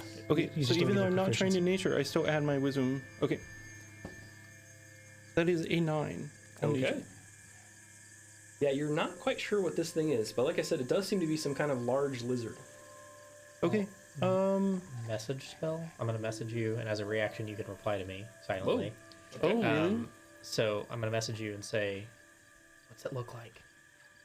It looks like some kind of lizard is sleeping. Yeah, the picture is just up there on the screen, so I'll describe it. I reply with this picture in my mind. Yeah, It yeah, goes yeah. to you. Yeah. No, it's reptilian. It looks like a giant lizard. It's on 4 legs. What? It's about my size, right? Medium creature. Yeah. So it's a large lizard. It's about my size. Would I be able to do anything with that description? Recall any kind of knowledge about? Yeah, I don't think you'd Medium really size. be able to be close enough to really know exactly what this thing is from his description. There are lots of kinds of amphibians, enough. reptiles, and fish varieties in any kind of wetland, right? So it could be any number of things. Is it a fish? Sorry, that's my science nerd brain, right? Like, Hey, no, the biodiversity is very high in these places, right? That's so right. There could Yeah. be all kinds of things here. Yep. Is it an indicator species? That's right. You can't tell.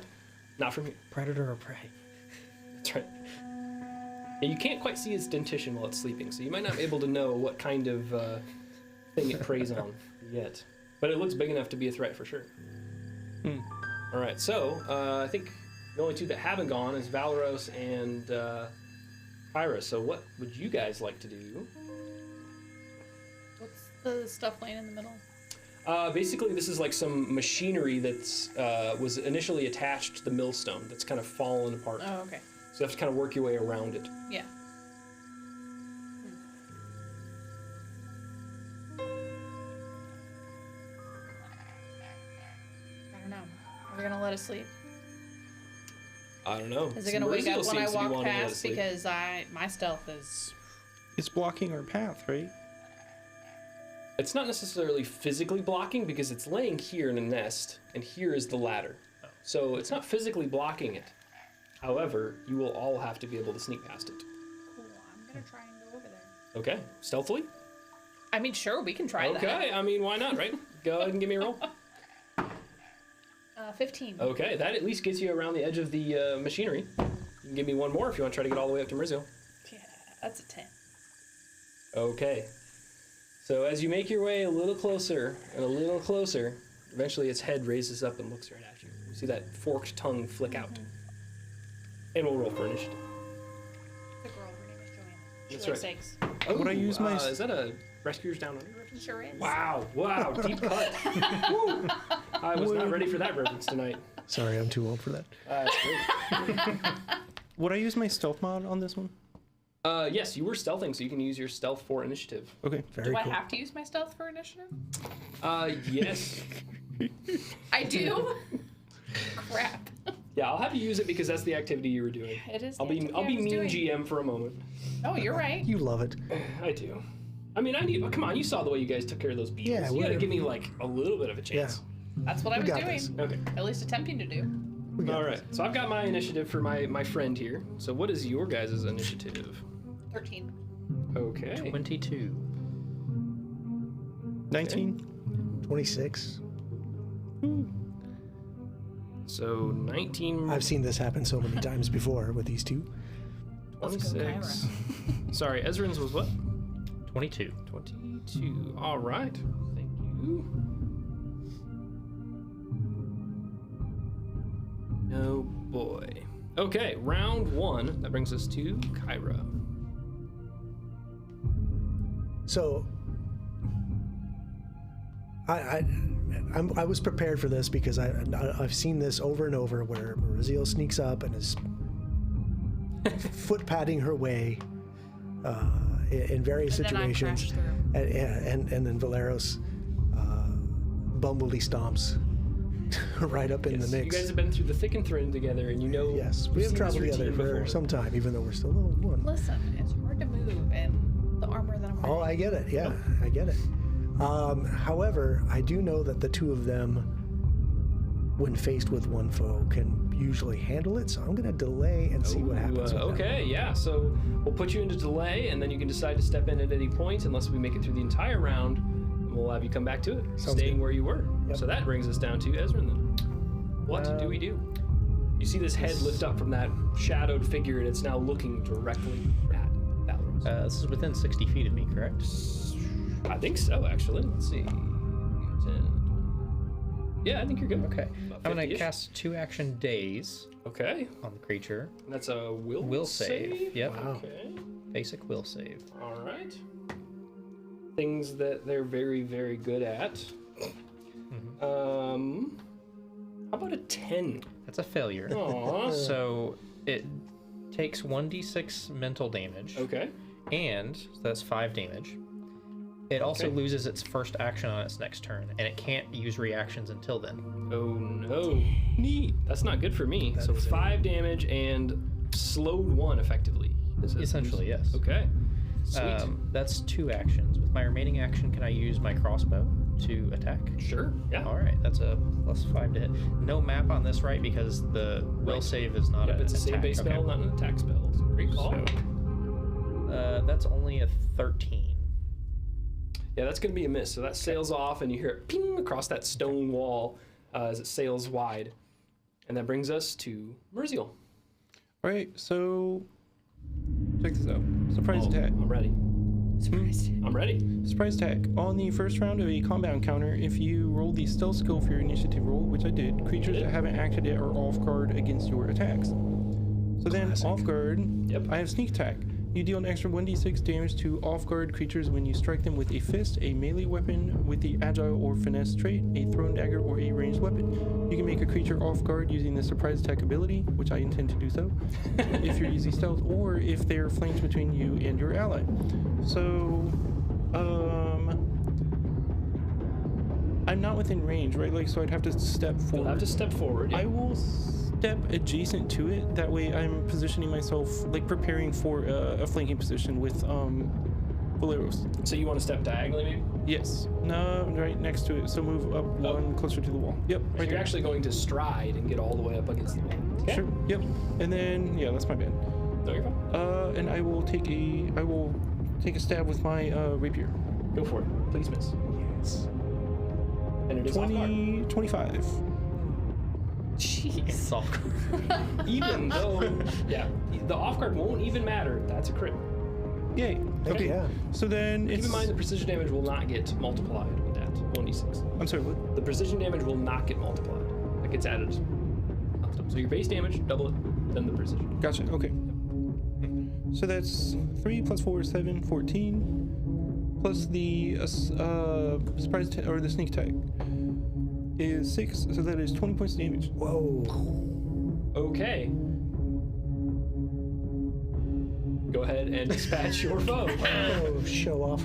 Hey, I didn't even get a piece of it. I know. Yeah, Man. I know. I'm Can we basically have more than thinking. one round of combat, please? I'd like that.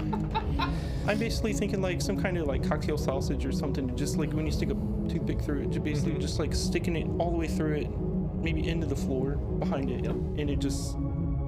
Yeah, that's it. Okay. Cocktail, weenie, gone. Yep. barbecue lizard. That's right. Yeah, you see it it on his collapse. You see that long neck lay out and its long tail in the opposite direction. You realize this is a quite large creature. But it's now dispatched.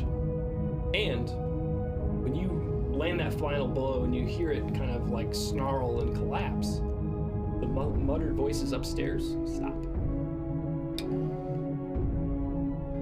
What do you do? They know we're here. They heard us. What are we thinking? For us back here this far away, do we also notice that these voices have stopped? Yes, everybody in the room knows that there is no longer that muttered voice, that croaking noise. Where's the way up? They That's know up. we're coming. Right there. Right there next That to you. light spot. Yeah. Oh no. Look what you've Oh, done. my. That's why we can't have nice things. Can't take you anywhere. Where does it even go? So far away. You have all this room I as a know, DM, all this room and I send and my you cup still flying. knock your cup over. It's hard to get used to when you're used to all like good. this. Yeah, the And then you cockpit get that. situation I'm not fully acquainted with, but that's all right. Yeah. I don't need a cup. I'll kind of drop down into like a stealth stance, you know, Okay. and I'll creep up next to the ladder. I don't want to get in the opening, Okay. like underneath the opening. No, I don't. Yeah, there we go. Okay. Great. So you prepared yourself to start making your way up the ladder. You're gonna sneak, you said? Well, I'm stepping up there. I don't want to go up the ladder just yet. I'm just kind of like keeping an eye out. What's up there? You know what I mean? Sure. Sorry to interrupt. The audience has asked why the precision damage would not double. Oh, good question. I don't have my tech with me. I can definitely pull it up on my phone. But I think it specifically says under precision damage that it is not multiplied on a critical hit. So because I'm the actually nerd, I did bring my. Yes. I Rule saw books? that. I can't help myself. So we if can you go to pull the it up index. faster than I can. Let's race. Ready? Dun dun dun dun dun. Tech versus old school. Precision. A damage type. A type of damage that increases the attack's listed damage using the same damage type rather than adding a separate amount. Let's see here. Precision. Page 49.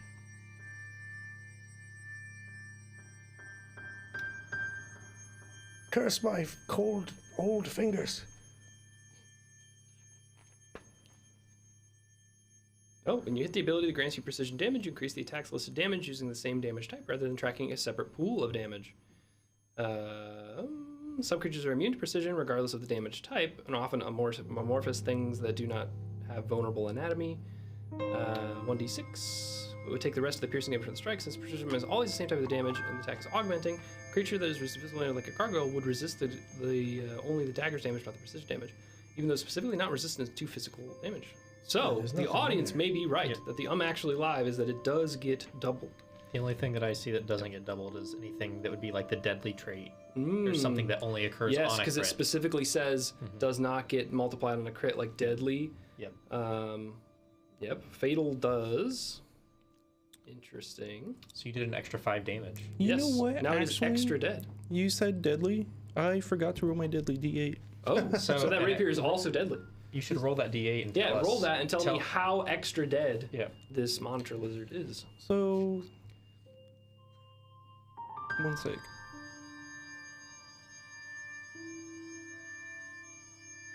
Yep. Yeah, it So does it'd not say be like 48 damage or something like that. 48. Because The I deadly did, doesn't get so doubled. would the deadly You did D8 20. also get, Nope. No. that would not, okay.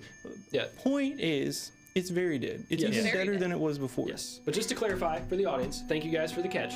Precision damage does get doubled on a crit. However, the deadly trait does not. Specifically says does not get multiplied on a critical hit. I think that's just old 1E Jacob going precision doesn't get doubled on a You're right. critical That hit. was a 1E roll. Yep. So I think that's just a holdover from my brain. So we're all learning tonight to play Pathfinder 2E for the first time, and I'm just extra role playing that out for you guys. So you're welcome. We appreciate your dedication to realism. Thank you for Yes. teaching us this game. It's so fun. No I've always wanted to problem. play, and now I get to. So Yes, thank you. You're welcome. Keep it down though. My grandma is sleeping. The meatloaf. Yeah. Don't anybody tell my mom we're playing because I'll get grounded. More Cheetos, Mom! And Dino Nuggies. All right. So, Merzil has snuck their way up and made sure that thing is extra dead. What do the rest of you do as we approach the stairwell? And the conversation stops upstairs. Does it sound like they're moving? You can be a perception. That's a good question. I hear nothing. That's So- a 9. Okay. So is that Yeah, you're not Lisa sure. that we're thinking for the red flag getting thrown on there? Who is Yeah, it? it's a challenge flag. Lisa Thurston. Yep. All right. Thanks, Lisa. Through the coach's red flag. Appreciate that. Appreciate that big time. Yeah, me too. Because I was stuck in 1E mode too. Yeah. Yep. Yeah, she says victory. DM corrected. And that makes a lot of sense because in 2E, a lot of the damage that you get is from the dice that you roll and the size of those dice, right? In 1E, we're used to like just big flat static numbers, and there is big flat static numbers in 2E as well. But a lot of the striking runes that you put on your weapons increase the number of damage die, and people that are using agile finesse weapons, usually that's only a D6, right? So, to kind of keep up with the barbarians swinging big D12 weapons, it makes sense that you're going to get those extra D6s and get them multiplied to kind of keep pace with those other types of martials. So, yeah, I that makes sense mathematically to me that they're trying to balance that out, and there's no reason not to multiply that precision damage. Yep. Old habits just die. That's what it is. It's just me trying to relearn this edition. So Okay, nerd. that's great. So Sorry, I am proudly a nerd in many things. Pathfinder is one of them. So I don't hear anything, so I'm just gonna head Great. to the ladder and start heading up. All right, you start climbing your way You're up. not coming to me, so I'm gonna go to you. Yeah, you don't hear any shifting or movement upstairs. When I see her do that, or see Valeris do that rather, I am going to run toward those stairs and get right behind them. Okay, so you make your way up, and you're gonna start climbing up as well, or just okay. You're gonna just do Kira and Merzil. I'll go too. Okay, you're gonna climb your way up as well. I'll. I'm just gonna stay below, Cool, guys. yeah. I don't want to fight. Jenkins. I'm a lover, not a fighter. That's right. Okay, so you guys, as you make your way up the ladder, this narrow ladder leads up to the top floor of the old mill, and it creaks alarmingly, but stands firm when used. The dusty floor of the mill sits directly beneath massive gears that transfer power from the turning vanes of the windmill outside of the millstone below. Or at least they once did.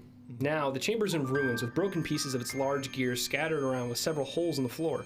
And suspended above a gaping hole in the floor is a cage with a pair of humans locked inside. The two missing folks from Goody. Bog Bottom. Getting them down from there looks quite dangerous. Yeah. And as Valoros makes their way to the top of the stairs, they see two people having a conversation over here.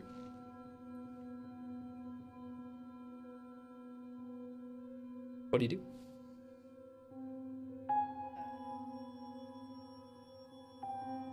Well, I assume that they're the bad guys, considering the humans are in cage. So I'm Maybe. just Sometimes things never appear as they seem in a fantasy world. Gonna yell at them to let them go. They could be a fellow adventuring party trying to help out these They heroes. could. The frog bros from Frogonia. Yeah, that's right. Yell out, "Are you the bad guy?" You know.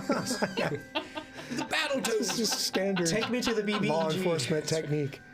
So you said you're going to yell out, "Let them go," or you're going to yell out, "Are you the bad guys?" No, I'll yell out, "Let them go." Let them go. Okay.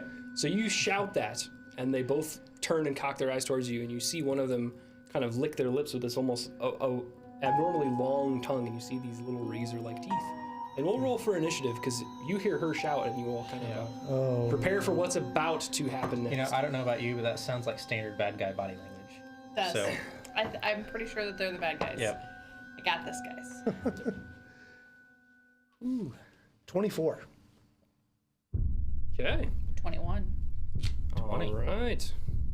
12.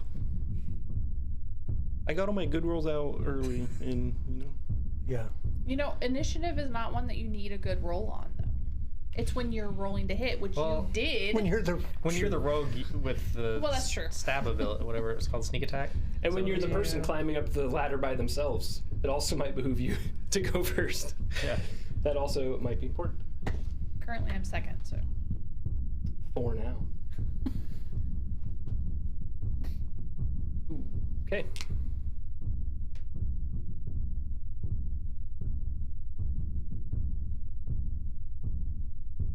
So this brings us to round 1 of the combat, and that person or the creature that went and licked its lip with that big long tongue is gonna go first, unfortunately.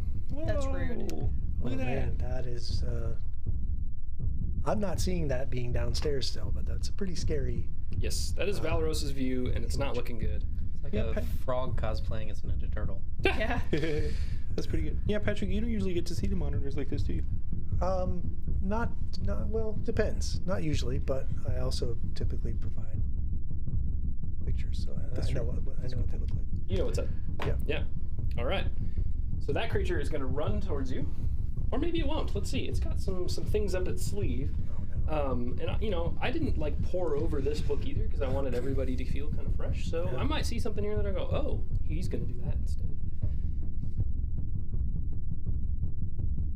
I've heard Patrick comes prepared with the Well, stat blocks. He does. I have to for this Yeah. bunch. Yeah. Like I better know everything to do Yes. because they pull out some crazy.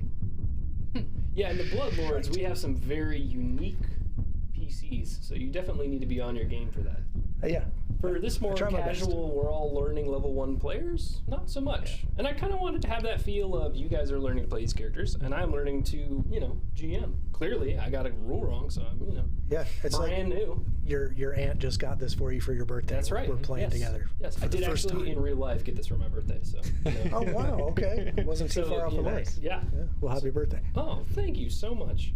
It's wonderful to be another year older. I can't wait till I'm 40 and ancient like Esrin. I was just really excited to be invited to your birthday. I was trying to be I take nice. offense to that. I was trying to be nice. But No, it is just funny that the way they depict him with like the balding widow's peak and long straight Long white gray hair. thinning white hair, and he's 40. I don't know. Yeah, we'll just chalk it up to the medieval fantasy. Explain Anderson Cooper, because he's had silver hair for years and years. Yeah, some people can pull off the silver fox look exceptionally well, and he's one of them. I think that sometimes it looks great.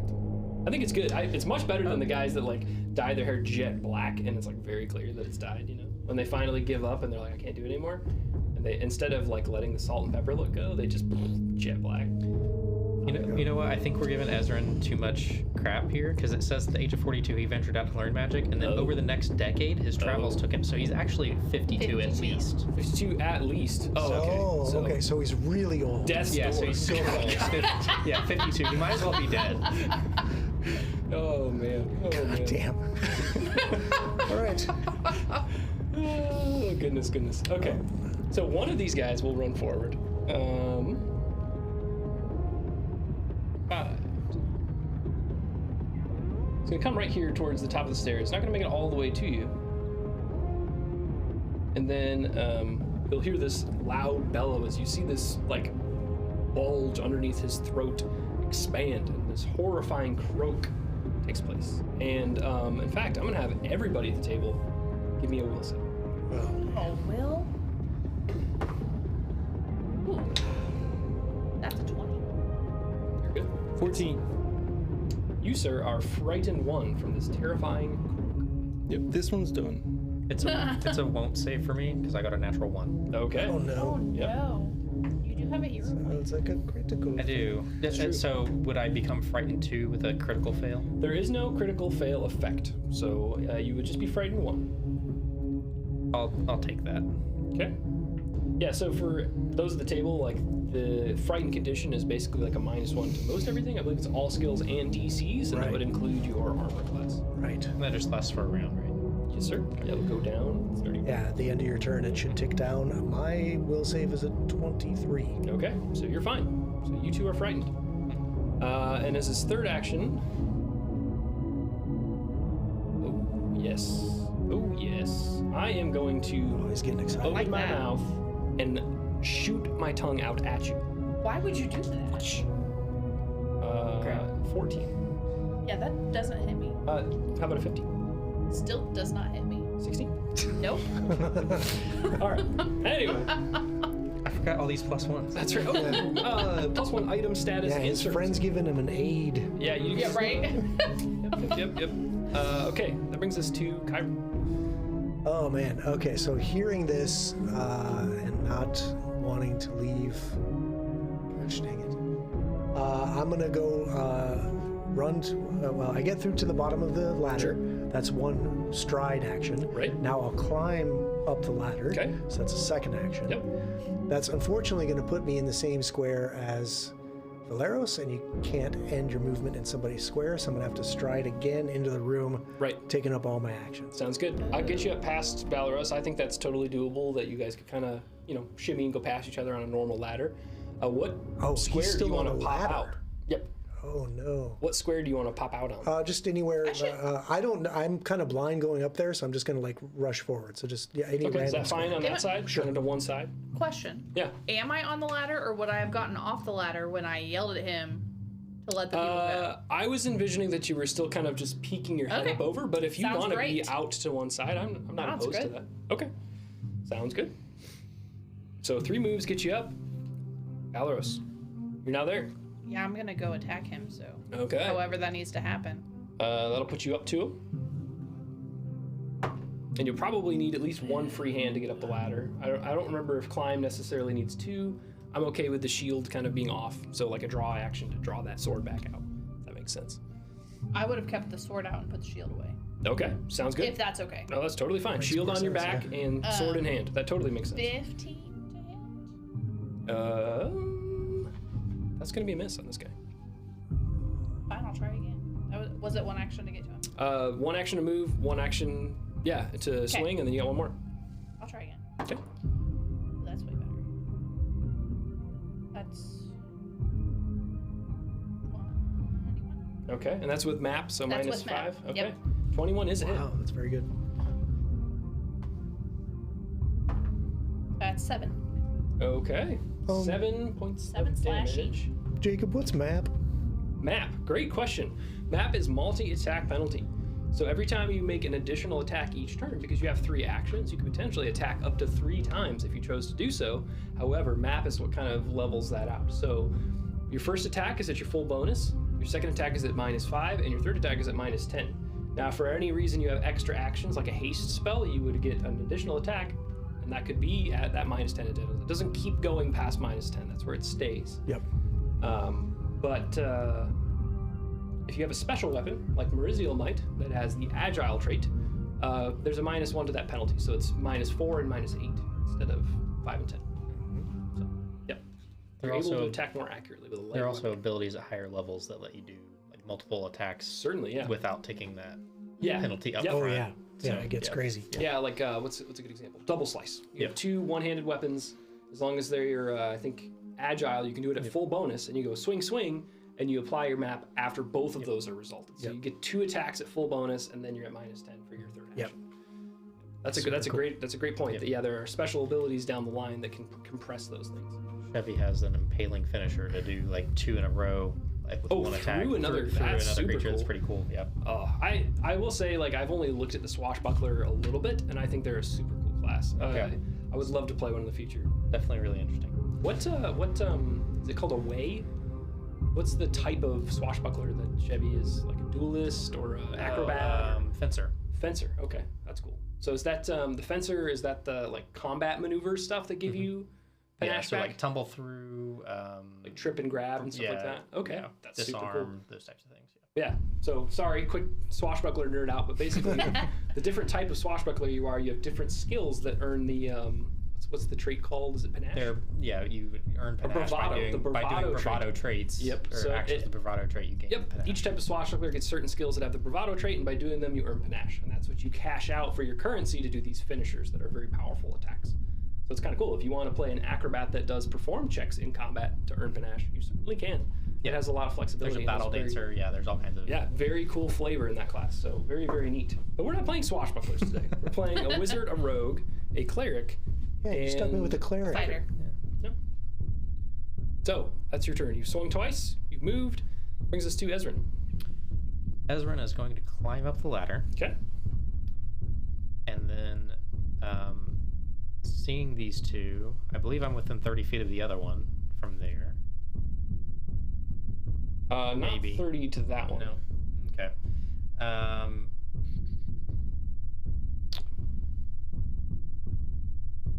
Tell you what, I will spend.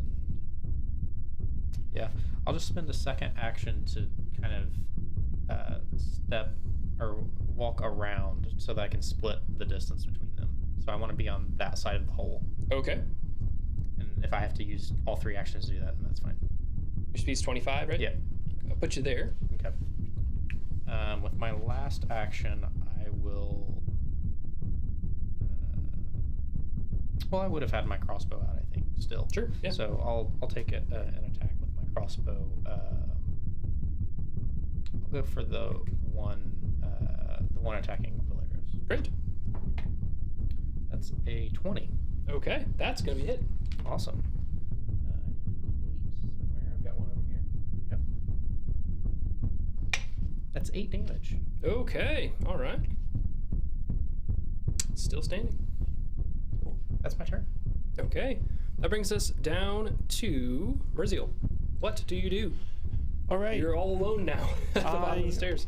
I am. I would like to climb the ladder and get into a flanking position with Valeros, and I do believe that would be all 3 actions. Yep. I'll give you one to get to the ladder, one to climb up. Yeah, and then I'll give you one there to get into flanking. Okay. As much as they can stand on the crease. Perfect. You're now in a flanking position. That brings us to the other one. Let's see where it is standing. It is going to load a leather strap and start swinging it above his head and then fling it at Ezra. Take a shot. It sees you working your way around on the other side of the cage, and it'll take a shot at you. That is definitely cocked. That is going to be a 16. 16 is my AC. Okay, so that's going to be a hit. You take 3 points of bludgeoning damage. Are you live? Just barely. Okay. Hold on tight. 'Cause he's going to reload and take another shot. Yeah. Well, actually, reload, shoot, reload. He's not going to take another shot, but he's reloaded for next time. Let's have a reload 1. So, round 2. Bring us back to the other one that is now flanked between the two of you and does not like that. So he's going to step and take a swing at Valeros. I need to roll better.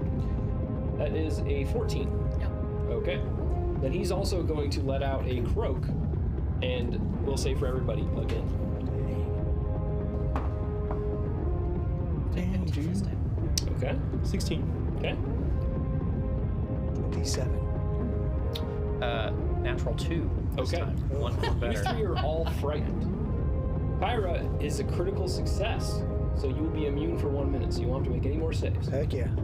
At least for 10 rounds. If this combat goes to more than 10 rounds. I better not. Am I frightened 2, or am I just still frightened 1? No, after your turn's over, that goes down. Okay. But now that it's done again, you're now frightened 1 again. So -1 to all checks DCs. Okay. His immunity, is that just to that one? Like if the other one would to croak, would he So have to do it's it? the same or is ability, it... so they can't both apply frightened 1 Okay. to you. So you're just frightened 1. It wouldn't increase to frightened 2 if they both croaked. If that makes sense. So he would be immune if the other one did it too. Right. That's what I'm asking. Yep. Absolutely. That's a great question. So move, swing, croak. That brings us to Kyra. Okay. So, Ezrin, I caught is pretty badly hurt at this point. Is that correct? That's true. It's taking a few hits. That kind of changes what I had originally planned. So from where I'm at, am I within 30 feet of Ezrin? Yeah, certainly.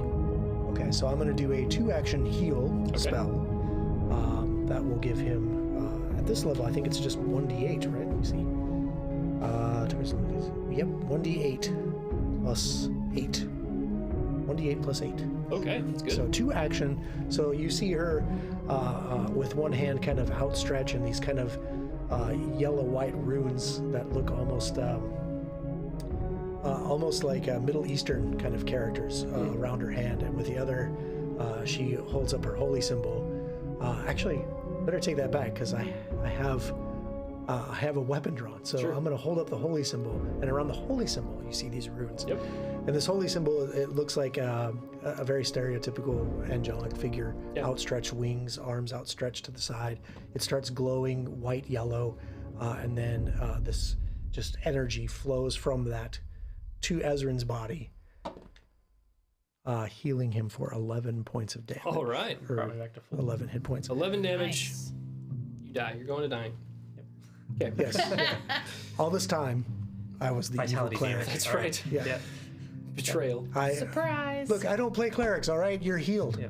Yeah. You Actually, I'm with undead, the, so- You teamed up with the Bog Bros. That's and you're right, going to go yes. adventure with them now. That's right. That's right. All We're right. going to take over this swamp-ass town. Oh, sorry. Muddy Bottom. What is it called? What is it called?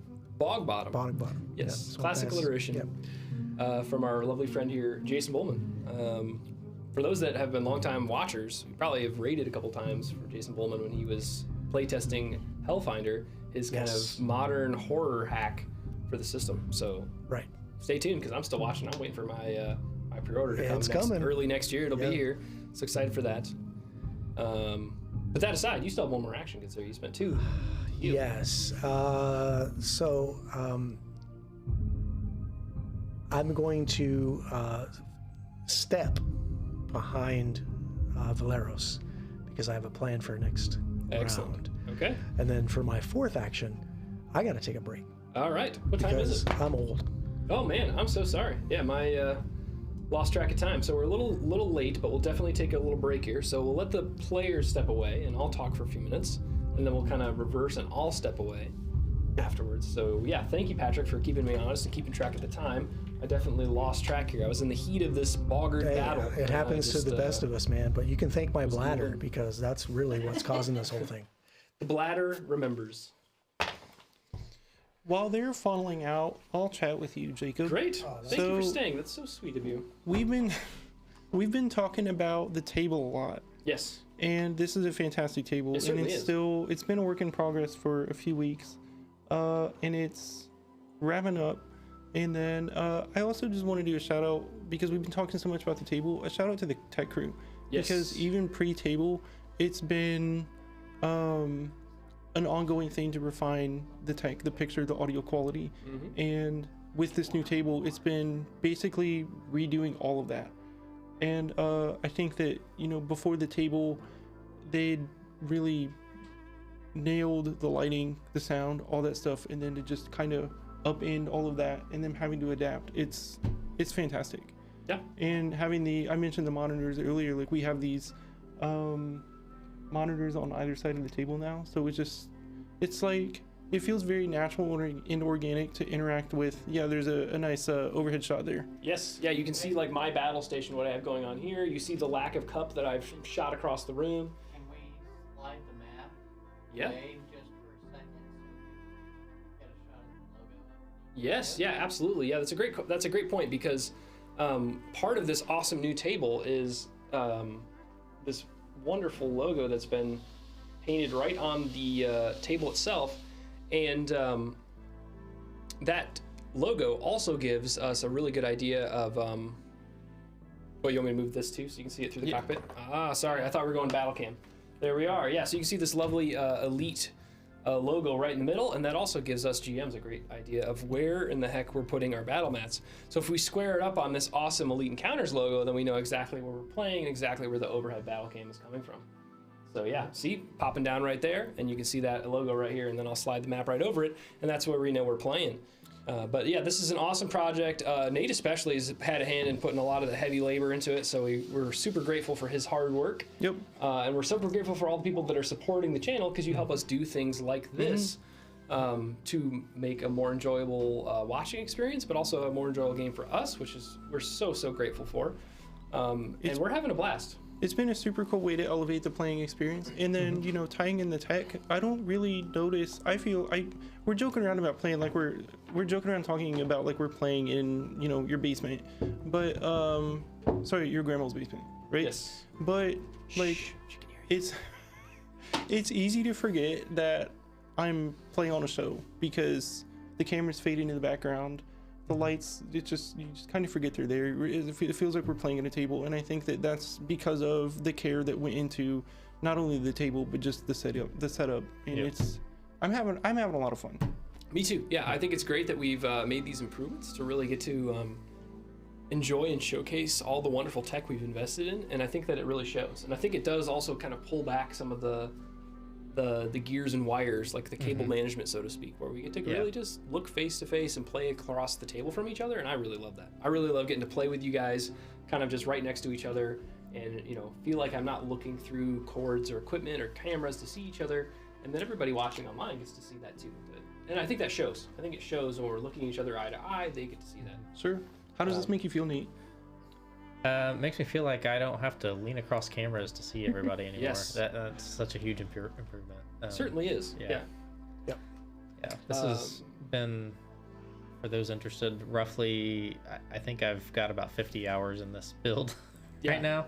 It's no joke. TJ and Mike have helped quite a bit, and then most of the those on the crew have donated, so I'm not out much of anything as far as materials go. I had to buy some tools, but yeah, I like buying tools. So yeah, you can, you gotta have tools for everything. I bought a new router, and that helped build a lot of the table, and actually routed off the edges this week here to have these smooth round edges. And so woodworking sidebar, plunge router. Feels what nice kind of router are we talking about? it's just a DeWalt, not sponsored, 20 volt. But they could be. Yeah, cordless router, not a Physical plunge router. rewards, DeWalt. We'll get you a T-shirt.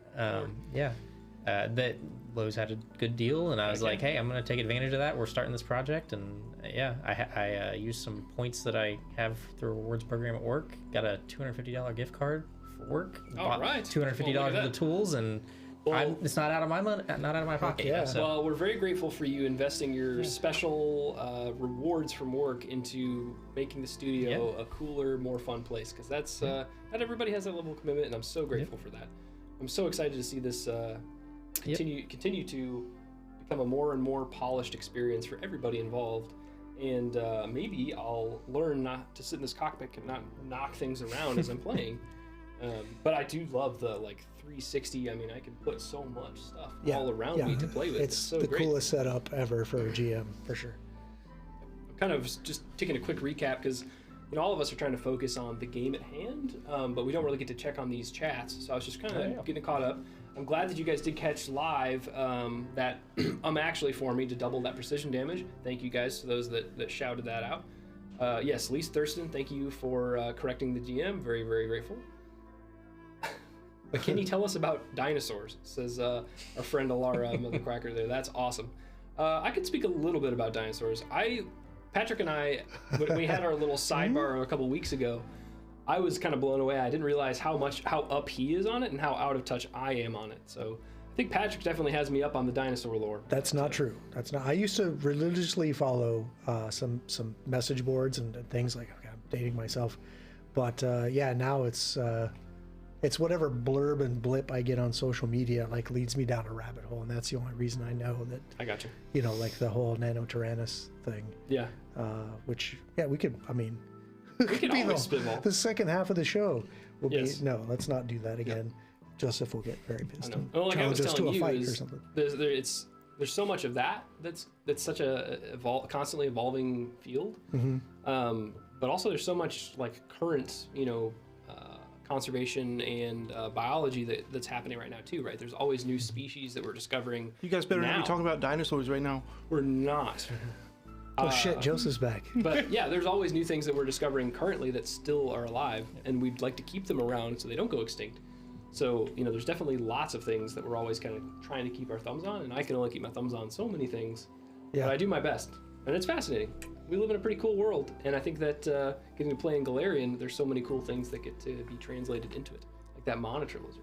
Super cool. Yeah, yeah. Unfortunately, way you one shot. skewered it. I know. Yeah, it would have been nice for that thing to last a little longer. Yeah. Why do you got to be so mean? Like, Dude, that was the last one of its kind. That's It's now animal- extinct on yeah. Galarian, all because of you. animal cruelty and everything. Yep. It's okay. It would have been extinct anyway. That's right. Yeah, probably. Working for the I mean, Bog to be Bros. fair, if it was the last one, it is going to be extinct. That's true. I mean- yeah. Unless it reproduces parthenogenically. Yeah. Oh, shit, you're right. Dang, we've been active in the What chat have I tonight. done? Thanks for everybody being there, and thanks for those that are sick at home but still watching. It's We good to should see go back everybody in and there. check for eggs. Yes. We're excited to have you Better. back next time. So we got a nest. Lisa wants to know if you are grateful to be corrected. I Because am most grateful to be DMs are not happy to be corrected. No, I'm never that kind of guy that's like, I'm definitely not the kind of guy that's going to overrule what's actually in the text to say, I want it to be this way. I want to play rules as written. So Yeah. if I get something wrong and a player points it out to me or the chat points it out to me, I want to play the way the rules are written. So I'm totally fine taking a sidebar to like pull it up. Even in my off, just home groups. Yes. I want to take a moment to figure it out, make sure we get it right and enroll. And if, after the session, I'm like, I don't really know, but I don't want to slow down the pace of play right now to like, do a deep dive because this is a very like niche wording. I'll make a table ruling and then I'll always, either text my guys or at the next session say, hey, just as a heads up, we ruled of cooled it this time or we did this, but this is how it really works. So going forward, we're going to stick with that rule. So no, I always want to, that helps me be a better GM to learn those rules. So I'm totally open to corrections because if I play by the rules, I don't have to worry about it, Right. And then when somebody 100%. saare you're wrong and I just pull up the rules, then I get to go, nope, I'm right. And that's the spirit of actually, right? Yes. For Bloodlords is that we are still learning the game. It's not it's a complex game. I mean, I held up this rule book. This is 430 some odd pages of rules to play this game, and this is just the start of it, right? There's so much more to it. So to have this emblazoned on your brain at all times just isn't going to work. So we're going to get things wrong, and yeah, let us know because we're going to correct it the next time with actually, Definitely. because we do like to play by the Yep. rules because we're nerds. Yeah, I try to read good books, but I can't read all Paizo books. I've got to read like a little bit of something else. Yeah. So, I'm working through Lost Omens Mwangi Expanse right now. That's what I'm reading. Having a blast with it. Super interesting. Lots of cool lore, lots of cool deities they added, lots of cool creatures. But yeah, that doesn't help me apparently know whether or not precision damage gets multiplied on a crit. So It's a first edition holdover. It Yep. happens. It Yep. happens. I think I'm going to continue to have that happen too. As we play, I'm going to run into things like that where it's a holdover. Sure. Did you need to step out? Or No, ready to what? rock? I'm all right. I'll power through. All right. My bladder hasn't screamed at me yet. So All right, it's a long drive home. He's not 40 years old. yeah, we'll see what. Oh, shoot. Well, we'll see whether or not I regret that decision come 9:30. But I think I got it. Huh. I Okay. think I got it. All right, let's do it. So that brings us to Kira. You moved and you healed and moved, correct? That was your turn. Yeah, so I did a 2-action heal on Ezrin, and then I stepped forward to get behind Valeros because I have something planned. But yeah, Okay, then I that may brings even us. say like as I step up to him and I put maybe like lay a hand on his back, Sure. And he could feel the warmth of that holy symbol still in my hand. I'm like, don't go too far. Okay. So But don't how go far too is far. Too far. That's metagaming. How far away from me? Am I still adjacent to him? Yeah, you're both adjacent to each other, and the boggart is adjacent the to you. boggart. Yep, it's still adjacent to you. Okay, so I don't have to move. Yep. You guys were flanking it, and it's just stepped to the side. So Fine. I'll hit it. okay, well you try. Oh, I will. Oh. 23. Yeah, that's gonna be a hit. It's confidence. 6 damage. Okay. Still hanging on by just a thread. Okay, well, we'll hit him again. Yeah. Oh, you don't want to do that, do you? No, I won't. That's a natural 1. Ooh. Oh, Okay, so miss. Third action. What do we do? I'll put up my shield. No, Okay. because my shield isn't out, and that would be Right. an action to pull it. So I'll just hit him again. Okay. Yep, that's a 9. 9 total. It's a miss. Okay. But you did do some damage to it. That brings us to Ezrin. You got hit by that sling bullet, but now you're healed and back in I action. did, and I thank our cleric in the party for making sure that I stay alive, Yes. despite my brazen actions here. So I'm going to, now that they are both within 30 feet of me, I'm going to use my electric arc again on each of them. They each need to give me a basic reflex save. Ooh, yep. I'm on it. How's about a 22 Oh, 22 succeeds, and a 13? 13 fails. Okay. So 2d4. Okay. So one takes half, one takes full. Yep. Got it. That's 4 full, 2 halved. Okay. So this is just a kind of like my fist lights up with lightning energy, and I just kind of slam it out like I'm playing rock paper scissors. Sure. And then these 2 bolts kind of shoot out at these 2 creatures and shock them a little bit. Yeah, you see that core skate across them. They're not wearing any like predominantly metal things that it like really centers on, but it does, you know, shoot across their body, and you can see them kind of twitch as it runs across them. Sure. And you still have one more action. I do. I will reload my crossbow. Okay, excellent. That brings us to Maurizio. All right. Okay. Let's see what you think of this. I think you should get into a flanking with Valeros. don't do it. You'll fall down the hole. Oh, gotcha. Are you implying because I could fall down the hole? Yes, Well, it's funny I am you should- implying that. It's funny you should say that because I would like to move forward and then attempt to push that guy down the hole into the floor. Whoa. Okay. Is that Excellent. gonna be athletics? Yes, sir. To shove. 13. Okay, and that's Fort DC for a shove, I believe. Yeah, Let's I see. think so.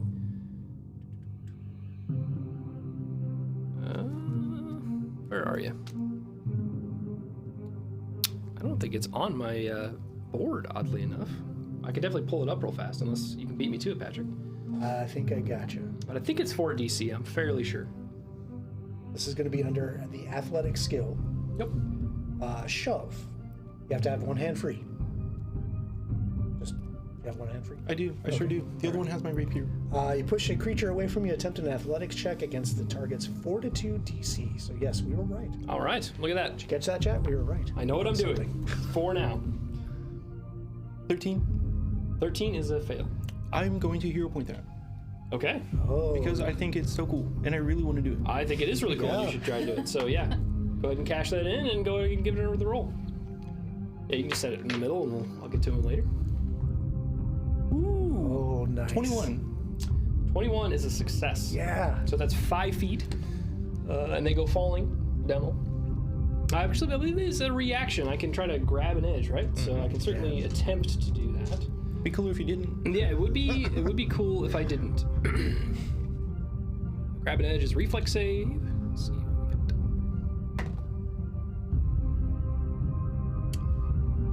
got. Ooh. Unfortunately, that's a 20. So he will hang on to the edge. That's some shit, Stomp on his dude. hand. You got one action left.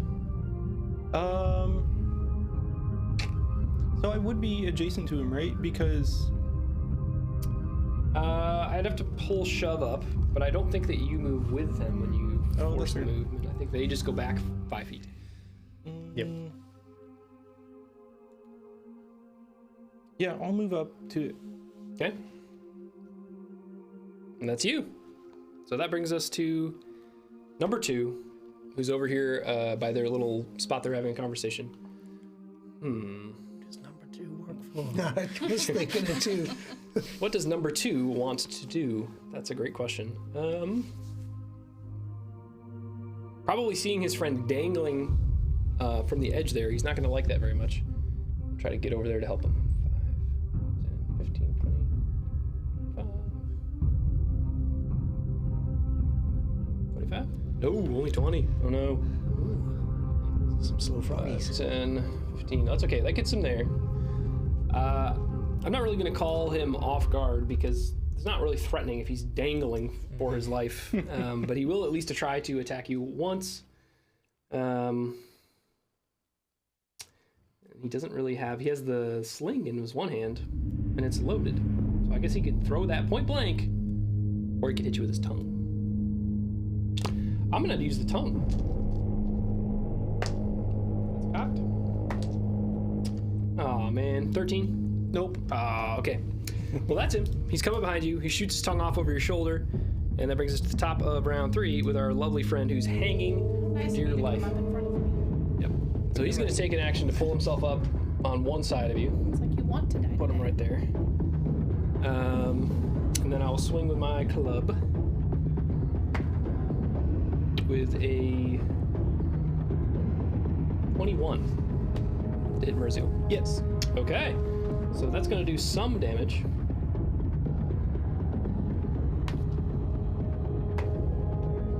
Five points of damage. Okay. And then he's going to let out a croak. So will saves from you 3. Kyra already made a critical success, so they're immune. Okay. That's a natural 2 again. Okay. Oh, no. 8 total. Sorry, what? Will save for the terrifying croak. Nat 20. Yeah. 27 Okay. total. So you're going to be immune now, and you succeeded. So just Ezrin over there is going to be frightened 1 this round. And that brings us to Kyra. Okay. So still with my hand kind of on the small of Valeros's back, those kind of Kadiran runes glow around my hand, and they kind of like move or skitter like up his body, down his arm, up his blade, and those runes kind of etch themselves into your blade with this glowing yellow-white light, and it kind of like glows off. And this is runic weapon. I guess I have to actually touch your weapon, so we'll just retcon that whole thing and say just kind of. I think I get what you're doing. The flavor is there. We're gonna runic weapon your weapon. For 1 minute, strikes will get a +1 bonus to attack rolls and get 2 damage dice instead of 1. So basically, turn it into a +1 striking weapon for 1 minute. Yeah, learn that from Lysander. Right? Yeah, that's a super killer rad. spell for the low levels for sure. Heck yeah, a free +1 striking rune. Okay, and you have That is 2 actions to do that. And then I'm going to use my third action to prepare an action to aid when Valeros goes to strike this new target. Okay. So I might like lean around and like taunt it a little bit to kind of, make him a little bit off guard or unaware. It's not technically off guard, but okay. I kinda just see enough what to you're give him a going for. +1 to Valeros's attack. Okay. Just ready and aid with that action. What skill check are we looking at for that? I'm thinking are you looking for like deception or intimidation maybe? Is that what you're going for by like trying to distract them or? Look at my sheet. That's fine. Yes, I'd like to use diplomacy. Or maybe as those symbols are still glowing around my hand, Sure. I'll use. Can I use religion to intimidate him? Yeah, sure. By saying, the Dawnflower will make you pay for your crimes today, and that'll be. And then I'll give you a religion check Can't we speak in rhyme? to. That's a 21 Okay. to do with what you will. Got it. No, that's great. So when you go to swing, I'll try to use that to Yeah, grant you it'll the. definitely be a success. So you'll get that +1. And you definitely see this, big eye blink and look at you into this, croak just. Yeah. And that is going to be Valeros. You now have a +1 striking Yeah. weapon, a I runic do, weapon. and we're gonna hit him. Yes. That's a 22. Oh my gosh. Okay, it's only a hit, Only a hit. but she basically gets like a free crit with these +1 Yeah, striking. It's yeah. pretty scary. 9 points of damage. Okay, with 9 points of damage, you can dispatch your foe. Whoa. Okay. So what does that look like when you come down with that freshly empowered weapon? I just ram it through his chest. Great. It's a longbow, so Yeah. Longbow. Long A sword. longbow through his chest. That would be even more badass, really. Dang. Long sword right through his chest. All right. Yeah. So you just drive it right through, all the way to the hilt, and you just hear this like gas escape from that throat, and then he collapses limp to the floor. Sweet. Cool. Then I'll move up and I'll try it on the next guy. Oh yes. 'cause- So many actions. You probably have the speed to get into flanking if you so choose. Okay. Just my suggestion. You don't have to. I can do that. I don't really want you to. I want the I'm boggards to gonna survive. hero point because that's only Okay. no. That's Sounds good. Yeah. Set it out front and give her another go. Whoa, way better. Well, that's another 22. 22 Even is a with hit. map. All right. Sweet. Man, the Bog Bros. Yep. They never got to start their adventure. 14. 14 points of damage. Okay. Yeah, you grievously wound this one. He's still standing, but very much worse for wear. All right. That brings us to Maurizio. Okay, see my friend, take care of that one, and then really wail on this one. I'm Yep. going to try to keep that momentum and take a swing. 25. Because he's off guard. That's a crit. Yeah. Okay. By the way, you should definitely double your precision damage. I know you didn't want to last time, but you have to. Yeah, why don't you learn the rules, man? Come on. And don't forget your deadly D8 since you got a crit. Yeah, that does not get multiplied too, because it specifically says it doesn't. Okay, so that's 5. Help. Just talk over the math. I know that's helpful. 6, so 12. 16 points of damage. Wow. With 16 points of damage, you, sir, may dispatch your foe. Yeah, I'll just give it a good stab right through, and then I'll kick it down the hole to the floor below. Yeah, I see that. Yeah, so you drive it in, and then you pick up your one foot, and to yank your blade Yeah, out, you just send him down to the floor below. Yup. That's awesome and super, super creative and a great way to describe that kill. Well, I said go down there. I want it down there so Yeah. bad. I guess. That's super cool. So now 8 more come out because you guys beat those way too easily. Come on. That's is that all you got? No, I wish I had more monsters though, because you guys kind of sailed through that. Might be because you guys are systems veterans, you know. After- Maybe is tuned a little bit more for some beginners. After I do that, where that one toad hit me with its tongue, I just kind of I'm holding that spot. Oh, okay, interesting. So you feel a little wounded, is what you're trying to say? Yes. Gotcha. All right, so yeah, what do you guys do? You're in this room. Rizil seems to be a little worse for wear, I'll but the walk- boggards are definitely worse for wear, Yeah. and those people are still laying in that cage. Right. I'm gonna walk past Maurizio and just kind of lay a hand on her shoulder. You'll live, darling. And then go to the people in the cage. Okay. So Are they awake? Are they conscious? What's going on in there? yeah, so if you look into the cage, you see that like the two of them laying there are just basically slumped against this iron cage, and you can hear like one of them kind of like muttering and just they don't seem quite right. But they're also far enough away, like this. See this 5-foot space? Yeah. You can't just like reach out and open the cage door and Right. get them out, right? They're like hanging in the middle of a space. I have a thing. Okay. So I'm Talk gonna to take my backpack off, set it down, reach in and get a rope and grappling hook, Oh, and just kind of Excellent. and grab onto it and like pull it closer to the edge. That way we Okay. can actually access them right. and or the door. I think that's a very creative and great solution with your equipment to do that. Give me a ranged attack to actually hit the cage with your grappling hook. Okay. It's cocked. 17. Okay. Yeah, so you hit it and you latch on and it pulls tight and you start yanking on it. Does anyone want to kind of help out or assist to help him yank this thing Yeah, I over can. the platform? Okay, go for it. So just give me an athletics check, see if you can aid.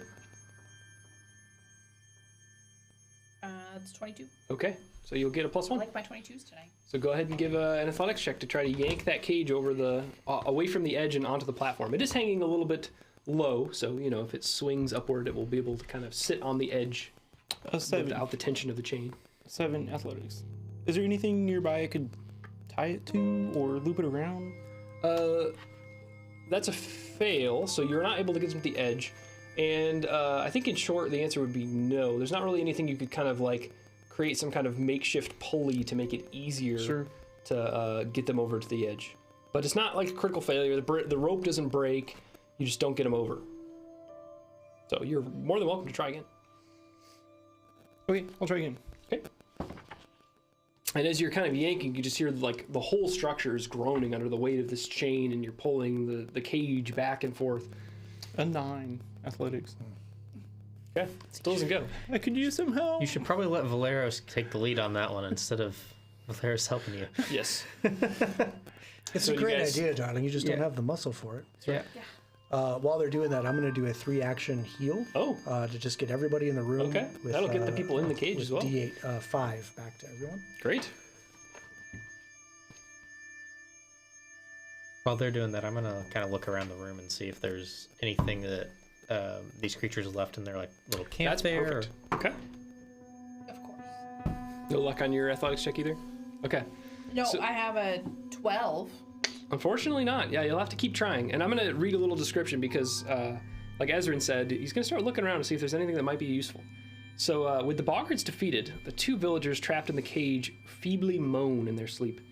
The cage hangs on a chain attached to the broken windmill gears above. Several loose boards lie about, but the floor directly below the cage is given way, making any fall from that height a dangerous proposition. Perhaps there is some clue on how to free them in the boggard bedding on the other side of the room. That's what the blocks text specifically gives you. So it's giving a little bit Specifically where I away. said I was heading. So if you go over to that bedding and start looking around, You find a grappling hook and a rope. that's right. Wow, these guys And a are set smart. of keys. Yep. So go ahead and give me a perception as you're kind of looking through the bedding. Is that what you're looking? Yeah. Oh, okay. I was looking at it. Oh, it went from 18 to a 2. That's I a hate 6 that roll. total. Okay, so yeah, you don't find anything. Just this stinky beds of like moss and lichen that they've naturally kind of ripped up from the mats of the swamp and laid on. Valeros, were you over here? You're gonna make a roll for it. Rude! Yeah. Okay. Should we all give perception checks, or how do you want to do that? That's up to you guys. I mean, some of you were pulling on the rope, I'm some still of you on were the looking. rope. So, Okay, well, I mean, I'm free now after healing, so maybe I can go check it out. Yeah, go for it. Now that I got this strange voice from the Dawnflower has guided me to look at this bed. So I rolled a 2. It gives me a 9. Okay. The Dawnfowler is silent. You hear nothing from her. Kyra, don't bother looking over here. There's nothing over here. 18 on the rope. Okay. With I'm an losing 18, faith in my goddess. that's right. With an 18, you do finally pull them over to the edge, and you're able to set the cage down. There is a lock on the cage, but yeah, they're both laying in there sleeping. I'd like to attempt to pick that lock. Please do. Okay, 9 on thievery. Fortunately, you don't get it. Hey guys, there's definitely nothing over here by their bedding, so I wouldn't bother looking over here at all. Okay. Both Kyra and I checked it out. There's nothing here. Yes. So, The Dawnflower herself has told me there's nothing to be found in this But bed. there is other things Despite other these than voices the beds to look through. So if you spend some time, you've been looking around, you've checked the bedding and there was nothing, but there's still the campfire and there's a barrel in the corner. Yeah, that's basically the rest of what their camp looks like. There's always something good in a barrel. yeah. That's right. 1 apple. 20. I'll Yeah, pick through yeah. the campfire. 1 cup. 1 gold piece and 1 carrot. Yes. I was looking through the campfire with an 8. Okay. But With a what? with an 8. An 8. Yeah. Yeah. I'm not very You find perceptive. nothing but charcoal on your hands, unfortunately. All right, I'll look around. I'll Okay. pull the soap out. I of got my a bag 20 and for the wash my barrel. hands. Okay, with a 20 on the barrel, let's see. You find 4 scrolls of heal, Oh. Whoa. 4 scrolls of force barrage. Oh.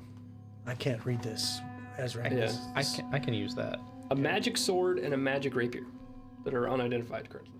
What? Wow. What a haul from That's a a barrel. fun barrel. Yeah. Yeah. Great barrel. And with that 18, you notice that there's also a false bottom in the barrel, and hidden underneath are 2 minor elixirs of life. Oh, hey. I'll pass one to Valeros and one to Maurizio. Great. Hold these for now. Thank you. Just hold them for now. Minor. Yep, minor elixirs of life. Should And be quick, 1d6. I believe so. Quick call out too, like a lot of this you would usually roll to kind of identify as, you know, Yeah. alchemical would be crafting, or, you know, if it's a magical item, you'd be using your magical tradition. But you know, they're kind of softballing it to you in this kind of beginner adventure. So it's giving you that, except for it's not giving you the magical sword and the magical rapier. So we'll have to see. Maybe you have to spend a little more time to figure out what those are. We can use any tradition on those because I just have the magic trait, Right. right? So I'll just roll religion over one. Sure. Maybe I'll say a small prayer to Saren Ray as those my hands start glowing as I kind of pass them over the blade. Yeah. Which one are you interested in? The sword or the rapier? The big sword first. Okay. 14 for that. Okay. Yeah. You're not quite sure. I'll try the rapier. Okay. And yes, Saren Ray has grown strangely quiet today. I could take a look at those for you. If Please, you don't mind. yes. Were you, Something's wrong. Were you handing over those Force Barrage scrolls as well? Absolutely. I can't even awesome. read these things. Okay, I could definitely use those. So same thing. I'm going to use Arcana to check out the sword. Yeah. Perfect. That's a 16. Okay. Yeah. You notice this is a +1 longsword. Hey guys, this is a +1 longsword. I'll take that. What's +1? I just walk over and take it out of your hand as I start looking Yeah. for some. It's Yeah. actually the Something name. open The the name on the edge hilt actually of the says 17. this is +1. +1. The name of the sword is called It's +1. arcane symbols say +1. Steve's +1 swords. +1 item bonus, it says across the blade. Lysander wants to know why he doesn't get loot like that. I don't know what to tell you. Because it's not Dawn of the Frogs. And then on Woodland. Does he want to play? the other item was a get a rapier? +1 sword at level I think 8? he wants 4 scrolls of heal as well. Oh my he God. wants. Ah, because gotcha. that's Yeah, those are pretty insane. sick. I'm done with the nat ones. Here's this. Okay, I like that. Same thing. 16 for the rapier. Okay, yeah, that is a +1 rapier. Hey, this says it's a +1 rapier as well. Oh, Yeah. Same. Oh, that's weird. They're both named the same. That's odd. You wouldn't normally name weapons the same. Huh. But maybe it's the owner. The owner was +1. Or I mean, whoever they crafted don't them. look very smart. Yeah.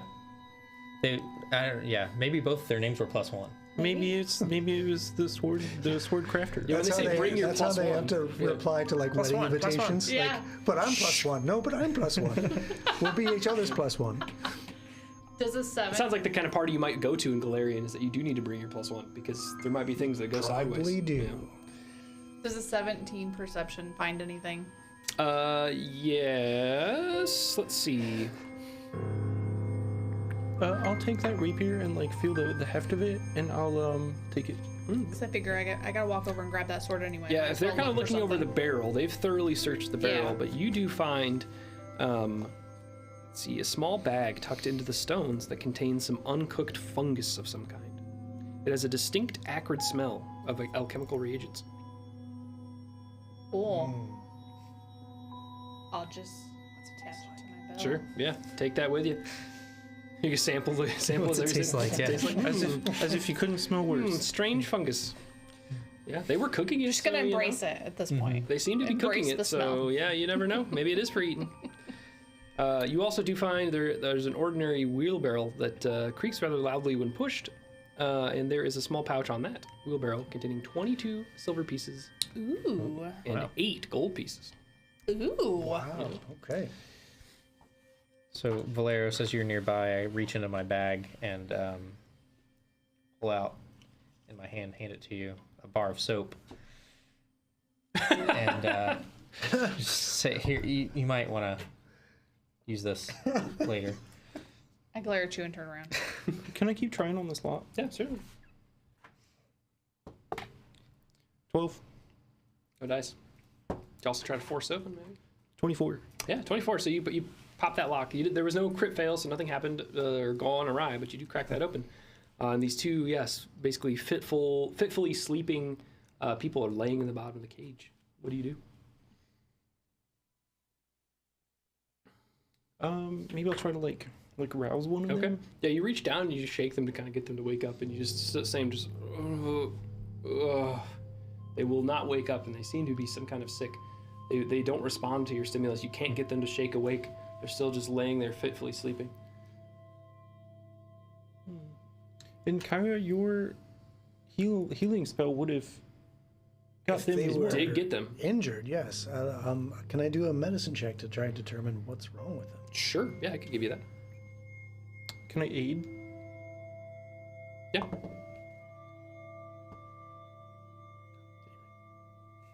I didn't aid. Look, I have this. I've told you many times.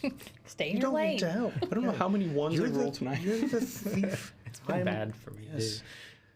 We will pray to Saren Ray later to absolve you of your failures. Your oneness. Without the aid, what was I rolling again? You Medicine. said medicine to kind of look them over and see. 25. Okay. To try to figure out what's wrong with these people. Yeah, I'll definitely give you that 25 to kind of assess what kind of disease or whatever sickness has afflicted them.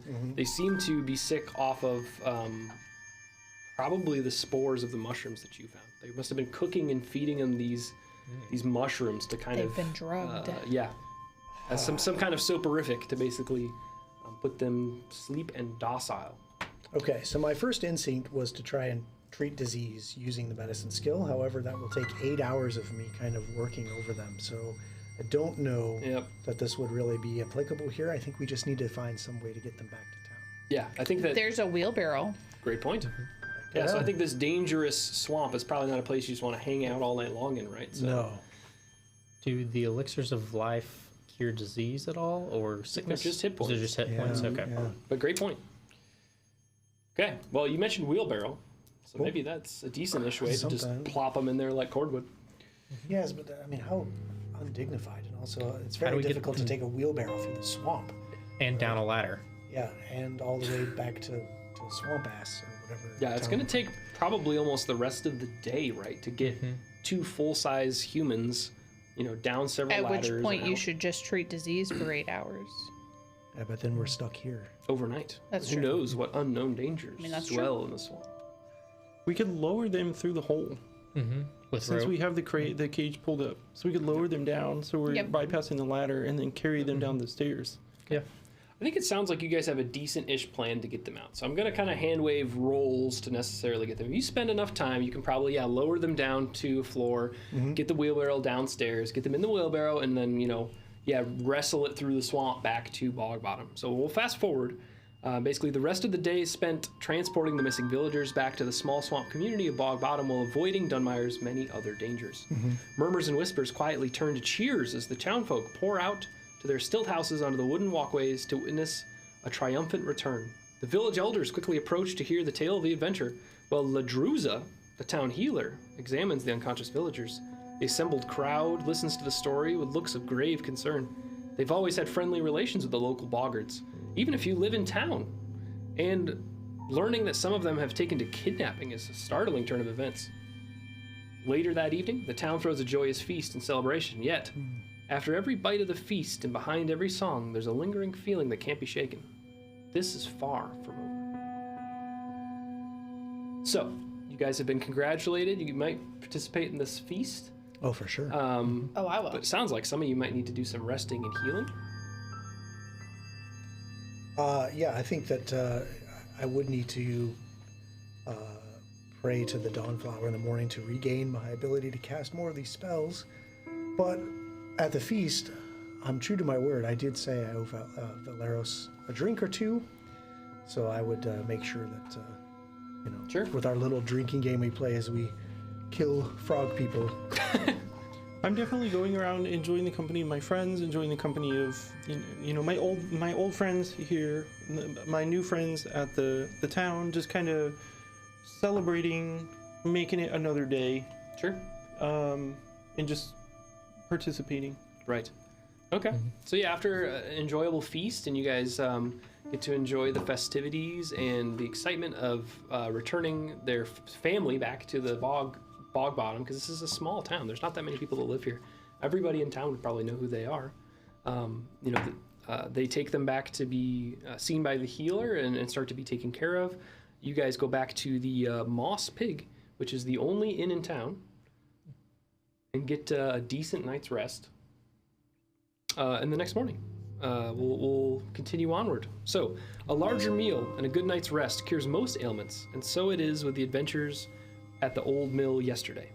But as the first rays of dawn creep across the Moss Pig, Bogbottom's only inn, there's an urgent knock at the door. Outside, Ladruza, the town healer, is looking worried and rather exhausted, as if she did not sleep at all last night.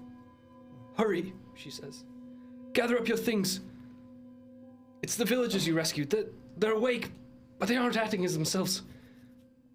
They want to go to the boggards, and I don't remember their lives in town. And I fear if they don't cure them soon, they'll forget all about us forever.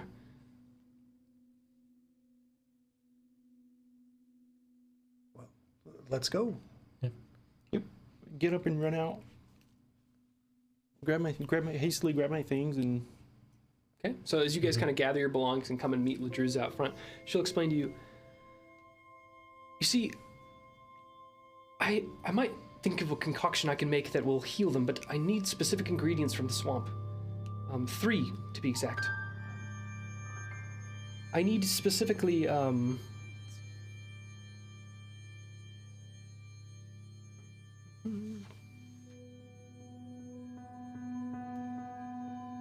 a cluster of ripe lantern berries that grow in the berry patch. 3 pale waning mushrooms that grow by the old crypt. And petals of a tomb flower. All these herbs can be found here locally in Dunmire. I'll promise you a handsome reward if you can harvest them all. And I'll give you general direction. So she kind of, starts to explain, where each of these kind of places are in relation. And each are, a few hours hike, mile or two kind of thing through the bog in different directions. Please, if you can get back and get them, I might be able to create some kind of antidote that might snap them out of this. It makes no sense. Why would they want to leave and go see the boggards? It's so odd. Must be the tongues. Could be. Is there anything that you guys need to collect or gather equipment-wise before you leave? We don't have much here in Bogbottom, but you can certainly stop by Mudfly Supplies or the Sinking Pony if you need anything. Mudfly Supplies. Or if you, just need a good breakfast and spend some time at the Moss Pig in the morning. I just need to spend some time to swap out a spell. So I'm going to swap out Force Barrage for Breathe Fire since I now have those 4 scrolls of Force Barrage. Great, do so. That's awesome. And then I cast Mystic Armor on myself. Yes, of course. The mushrooms in the bag, are those the mushrooms she's looking for, or are they different mushrooms? Different mushrooms. Yeah, Okay. but she is interested to see those if you show them to her because it I'll might help give her them kind to of her. I understand the won't be able to toxins do that she's anything with dealing her. with. Yeah, she's definitely very interested in them and she'll want to look them over to kind of maybe further refine how she's going to distill down these ingredients she's described to you to prepare this kind of antidote for whatever they have going on. It's very smart. So, Surprising from you, Flares, but very smart. Yeah. It's not like I need them. right. Well, that being said, Also, I took a bath yesterday. oh, I great no news. longer smell. You no Just longer so we're smell. clear. I spent some time researching while Just I so was, we're clear. Reading last night, and I was trying to find a spell that would help you, but I'm glad you took care of it on your own. That's good. You didn't have to Yeah. invent a new spell Yeah. just to get rid of the bog stench. Did anyone actually ever fall in like a swamp growing up and like how bad that actually smells? I have not. Oh, okay. But thanks for asking. I'm just curious. I was the type of kid who went and like catch frogs and turtles and stuff. And Sure, man, yeah. I would get in so much trouble. He's like, my mom would come home and my mom would be like, oh, you fell in again, didn't you? And I'm like, oh, no. Like pants are soaked up to my hips. And yeah, it just smells like nasty, right. stagnant water. Anyway, Didn't it's grow up very, near a it's swamp, visceral so. for me. Like when we describe like you smell like swamp. Yeah, it's there for me. Well, you guys have the little town of Bogbottom about you. If you need to gather any supplies, they mentioned a couple places you could swing by to maybe prepare yourselves, or you can head out into the Dunmire and start making your way to one of the 3 locations that's been described to you. I'm good. I've got a brand new sword. Let's go. The protection of the dawnflower is all I need. I'm good. Maybe I'd freshen up my water these skin, scrolls. top that off, but I'm good to go. Okay, so everybody is totally good to go. Yeah. All right, so we step straight out onto the scene and start heading your way through the Dunmire, this nasty, fetid swamp that is, sometimes the shafts of light come through and sometimes it's just dark, dense, woody vegetation, right? Like it's dark inside here. And after a busy morning of preparation ends, Ladruza will approach you and with a hopeful look on her face and say, I've secured a small barge to help you get around the swamp. If you leave now, you should be able to gather all 3 ingredients and be back by nightfall. I've drawn up a map, and this is where you'll find each of the necessary ingredients. Hopefully the swamp doesn't give you too much trouble. With that, She hands you that map, and you walk to the docks to take the barge. So where would you like to go first? Are we piloting the barge ourselves? You are. However, we're not going into vehicle rules or piloting rules. Yeah, no, I was just doesn't, curious if we had a driver that knew where they were going. No, it looks like she kind of just gave you the map to follow the channels that will get you there with the barge. But yeah, it doesn't actually detail Totally that picturing level one of those things with the big fans they use down We get with like a the real alligators. fan boat. Yeah. Yeah. There's this guy in overalls and no undershirt and a mullet, and he's just like, yeah, Gator! It's a big rifle. Oh, I love it. No, it's probably like just a flat boat with a pole that you push pole, right, to get through. Sure, yeah. But yeah, you guys make your way to one of the 3 locations. Where do you want to go first? You can look for the berries at the berry patch. You can go get mushrooms, or you can go look for the tune flowers.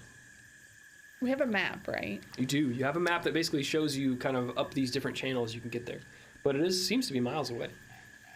Let's try the crypt first. Now that we have the light of day and at least sometimes the light of the sun and Siren Ray's eyes watching us, I think if we were to go to the crypt during the day, that would be the safest. Okay. I agree. So, trying to navigate this map to get to the crypt, who would like to give me a survival check to make sure that you're kind of going the right ways and not get lost? I can. I can as well. Okay, up to you guys. I'll let you. I'm glad I let you. 22. Okay, yeah, that's a success. So it looks like it's going to take you 2 hours to get there. So you eventually pull your raft up to the crypt. And I'm going to grab a new map because we are done with that one. Okay. It's worth noting this map is not the same as the previous map that we talked about where you take your multi-attack penalty. That's right. Yes. Right. Different. Multi-map. Yeah. Multi-map penalty. Take a -5 roll on every roll on this map. That's right. Yeah, it's just in the rules. And I'm I not do want to getting call out too anything. is we kind of wrapped up that adventure last night in game, right? Yeah. That is kind of like where this traditional game night would kind of end. So, Sure, yeah. You know, this is built to be played in like that episodic 2 or 3 game nights, 2 hours apiece. So there are 3 kind of chapters or adventures that you play through, and we're on to chapter 2. Yeah, that's super good because no one wants to sit down and learn a game and then have to sit there for 6 hours. Right? I think people want to get in and get out and get a feel for what they're doing. So this is a perfect way to kind of introduce them to this At kind least of when a you're game. learning. Once you get into it, I mean, Yeah. Yeah, I then- love an yeah. 8-hour session here and there. Yeah. But Oh my goodness. somebody yeah. brand new to it? no, that'd be too much. Yeah, I think it's a perfect dose of trying it out, right? And you still you have the option to keep going if you want to. It's very Yeah, if versatile. you've got 6 hours, why not? Yeah.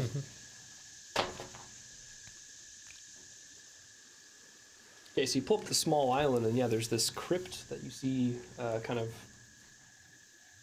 as you approach it, you know, the trees part and you see this stone structure. Let's see. A thin fog settles over the swamp as the barge approaches the crooked and rusted gates of an old cemetery. Ladruza says this place used to be Bogbottom's burial ground before it mostly sank into the swamp a few years ago. Now the barge quietly glides between the blackened headstones, which protrude from the water like crooked teeth. Up ahead is the only hill on this eerie place still above water. On its crown looms a mausoleum, covered in vines bearing bone-white flowers. Man, what evocative writing! That's good block text creepy. right there. I love it. And you could almost see that, like the tombstones that are just covered with the grime and Yeah. Fungus and mold and whatever else in the swamp that just completely obliterates whatever was written on there. Right. I think about the bodies that are underwater now. Yeah.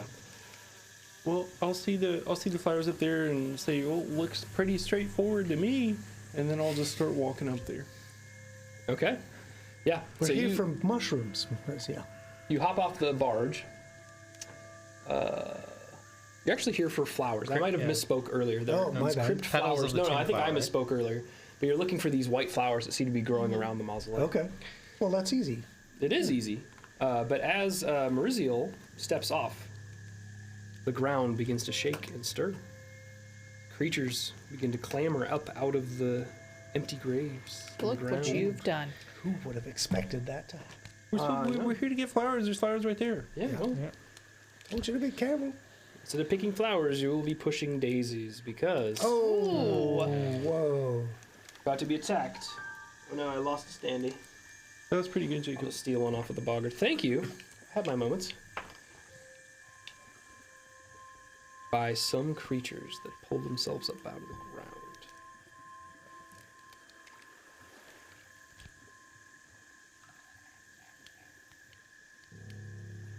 Bear with me as I assemble my army here.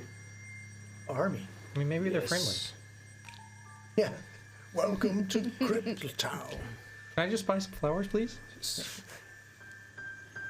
Yeah, it's just like a coffee florist. shop. And yeah. Let me arrange them for you. One moment. These will go lovely with some water lilies. Personalized card. What's the occasion? It's an anniversary. A funeral? It's about to be Maurizio's funeral, I think. That's right.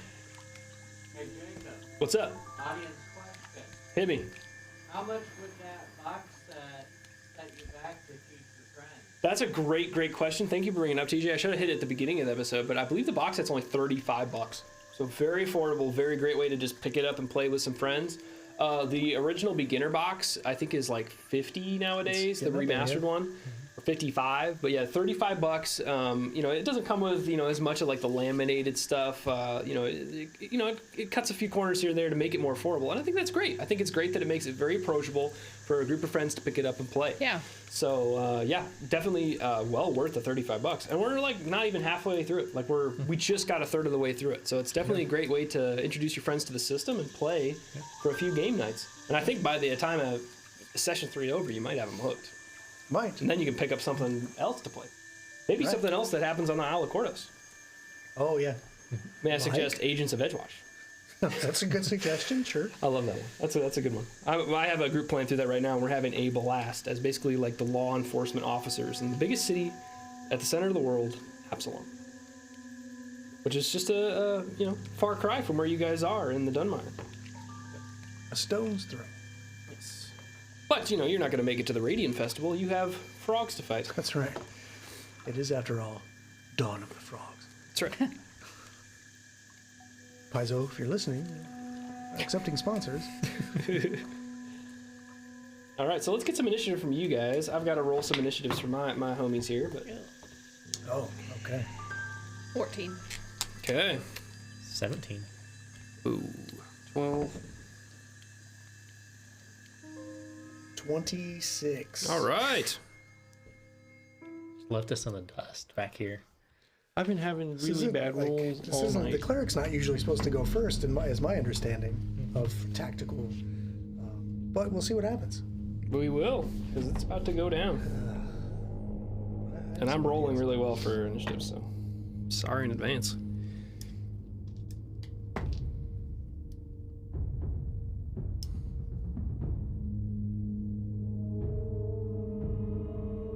Okay, that brings us to Kyra at Okay. the top of the order. Let's see. So I'm still kind of on the raft, watching Maurizio like head up the path towards this rusted gate as these things come out of the. I would like to do a recall knowledge. Okay. I'll use, well, I suppose it would be religion to know just what these things are. That sounds good to me. That's a 19. Yeah, you know that these are skeleton guards. Is there anything specific you would like to know, or do you want me to give you something? So I would automatically know that they're undead. Right? Correct. Yep. Which is good for me. And then I would like to know if I get a thing. I would like to know resistances. Okay. Yeah, they are resistant to cold, electricity, fire, piercing, and slashing. Okay, that's a lot of resistances. Mm-hmm. So I'm shouting that out as I'm holding up my holy symbol. And Ezrin, I don't think your lightning will help you here. And then I'll kind of everything is stowed because I'm on a boat. So I'm just going to point the other hand towards the closest one that's to the right of Maurizio there. So Kyra's right, not my right. Yeah. Okay. And this beam of light will shoot out from my holy symbol as I'll cast Vitality Lash Ooh. against that creature. Okay. So that's within 30 feet, I'm Yep. guessing. They need to give me a Fortitude save. It looks Okay. like it's a basic Fortitude. They got very wordy to just say basic Fortitude save. Nat 20. I'm sorry. Saren Ray has forsaken me. Having a moment. Son of a Crisis of bitch. faith here over here. Yeah. Taking no damage on a critical success. Yep. Well, what's your total? Okay, never mind. I'm just being a dick. I mean, Okay, that's my turn. All right. So that brings us to the one that you just lashed out at. What does that look like when you Vitality Lash? Yeah, so like the holy symbol, one hand, it's glowing with those runes, and then just my hand shoots out in this like beam of Okay. yellow white light, just Blast goes them. right into it, and just like apparently just goes into the ground. Sad. And Okay. I go, Just grabs that beam and starts like. yeah, just reel it back in. All right, gonna have to retry that. Oh my. Yeah. Thankfully, that is a cantrip, and I can do it all day long. I love that for you. But you're not gonna love this Oh, shit. because it's gonna knock an arrow, take a shot at you. Okay.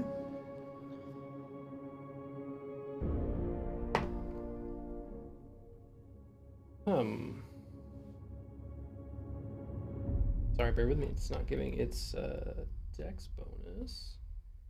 That is going to be a 13. 13 misses. Okay, it will shoot again with a 16. Oh man, right on it. Yep. Okay.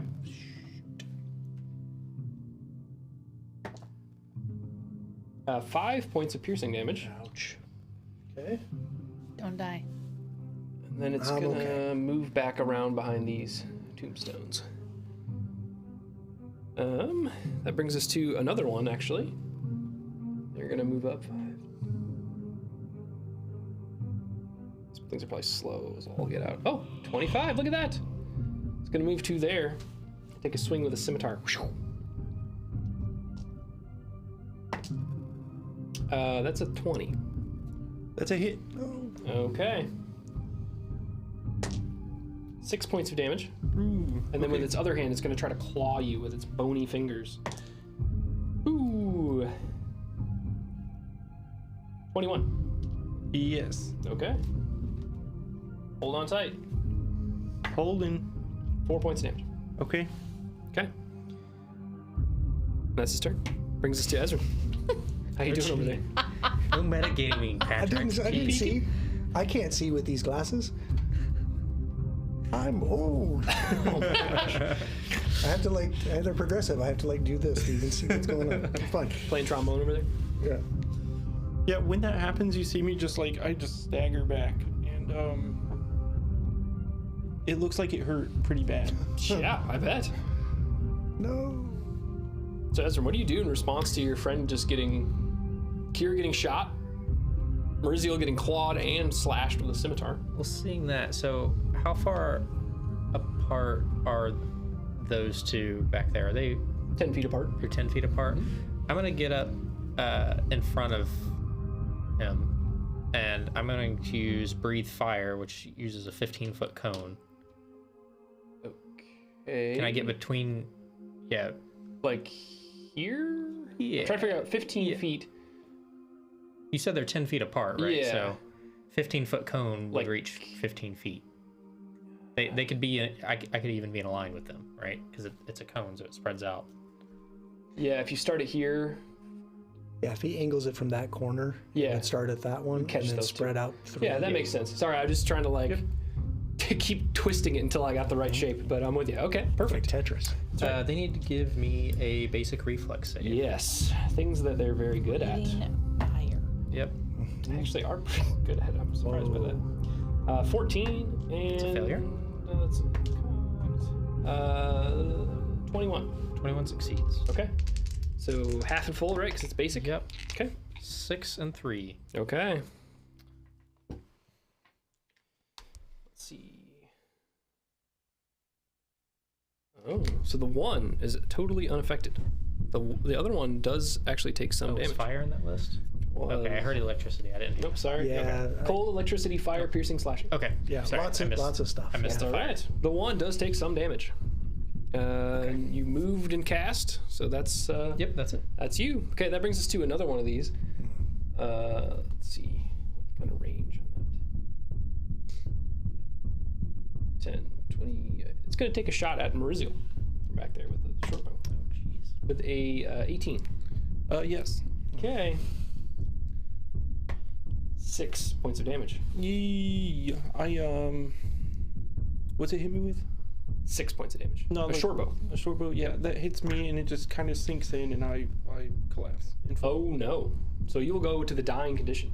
I will, and this is Wow. great learning. Yeah, this is a great learning experience. learning experience for those that are watching this. Here's, Yeah, so here's how you die. When you go to 0 hit points, this is how you get to create a new character to play. That's even more fun than Mariziel to play.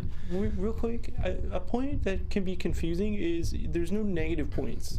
Right. In Yes. Yes. Older or other systems, you have to go like negative to your con score to truly die. In this, when you go to 0 hit points, you gain the dying condition. So you're now dying 1 because you get hit by a normal hit, not a critical hit. And you will move your initiative to right before the creature that just did that to you. So I'm going to scoot you up. And that basically maximizes the ability for everybody to do something to help you before you comes back around to your turn. And when it is your turn, you will make a dying save. And that basically is a DC 10 plus your dying value. So if you're dying 1, your DC is 11. And you make a flat check, so no bonuses whatsoever. You just got to hit an 11 on the D20. And that will bring you back to 0 and just wounded and unconscious 0 hit points. If you fail, you'll go down to dying 2. And if you critically fail, to dying 3. And so on and so forth. If you go all the way to dying 4, you die. And you've already cashed in your hero point. Am I correct?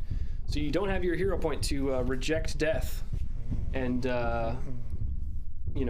come back and make a heroic recovery. So those hero points can be used to re-roll a d20, make me re-roll a d20, or to cash all of them in to save yourself from death. So it's definitely a bad thing to have happen. It's not looking good. Well, that brings us to... Well, actually, it's still got 2 more actions. It took a shot and collapsed you. I think the next reasonable target is Isran right behind him. So it's going to reload and take a shot right there. Whoa. Good luck, buddy. Ooh. 19? 19 hits. Okay. 4 points of damage. Yep. And then I'll take a 3rd shot. And miss. And that brings us to Valeros. I could not read my own handwriting. It's like, is that a V? I can't tell. How far away is that far one? This one way back here? Mm-hmm. 5, 10, 15, 20, 30. You get there in 35 feet. So 2 actions Okay, for you. I'm going to sudden charge. Oh, wow. Didn't know you had that. That's awesome. So you sudden charge all the way up there. Which gives me 2 strides and an 2 attack. strides and a strike. Yep. So you'll strike at the end of your movement. That is a 26. Yes. That's a critical hit. I was hoping so. Fancy long Yeah, that's right. Yes. +1. Does the modifier, like so I do runic 1d8, weapon? does that, no. I Oh. do 1d8 plus 4. So Right. it'd be 2d8. Is it still just 4 or is it Plus 8. Yep. Oh, it's still 1d8. It's not striking yet. It's just +1. It's 1d8 plus 1. So Right. Plus Oh, because 5. we're just doubling. Oh, yeah. Yeah, you could do it either way. I prefer to roll once and double it because that seems more mathematically sound or less swingy, I guess would be Yeah, the I think way to that's, describe it. yeah. the So plus 14. one, the plus 1 goes on damage as well, though, right? So it's a +1 to hit and +1 damage. I don't think so, actually. No, I that's think So right. it's just The +1 potency to is hit. +1 to hit. Oh, okay. Yeah. Right. Yeah, but yeah, in most other games, it's +1 attack and damage. So 14 So damage. 14 damage. Okay. Yeah, you're able to break through that resistance and slash right through it, and you may dispatch your foe. Yes. Yes. There we go. Neat. That's super cool.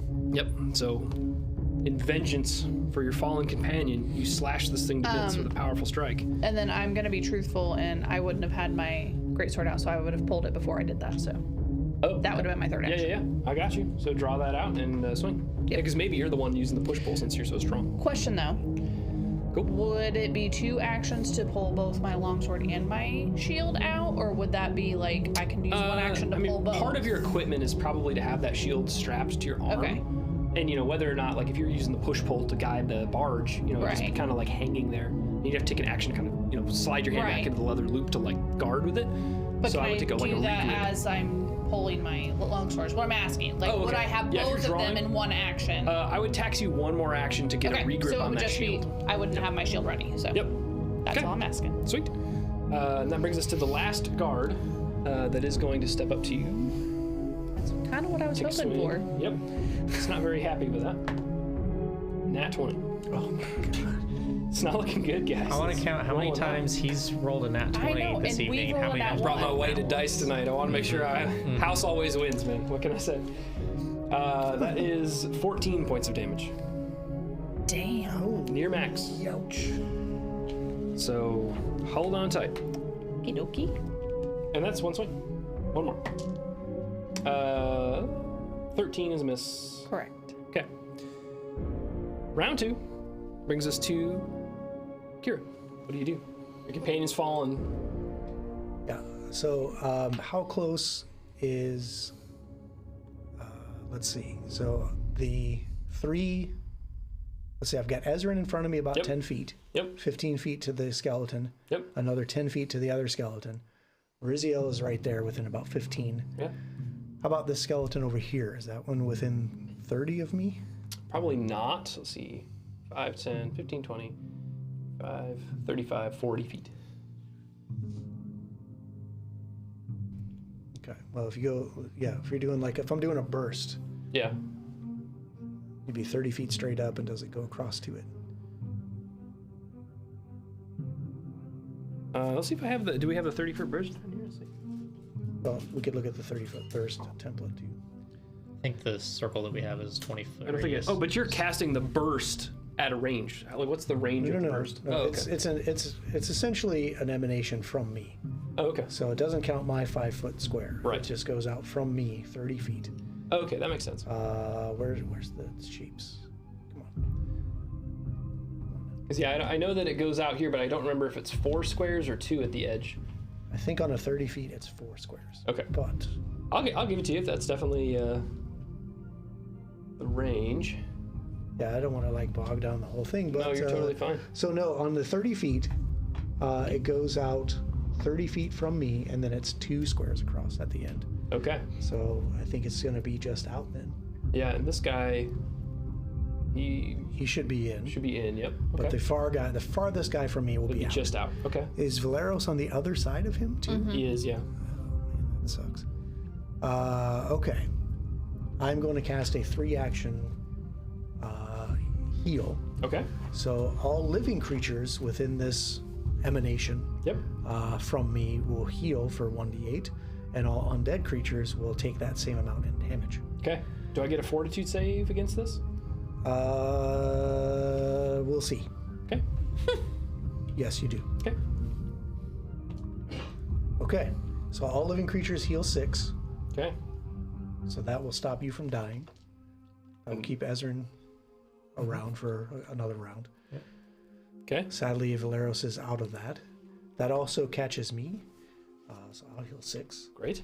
And then all 3 of these guys will need to make a save Yes. to potentially take some damage.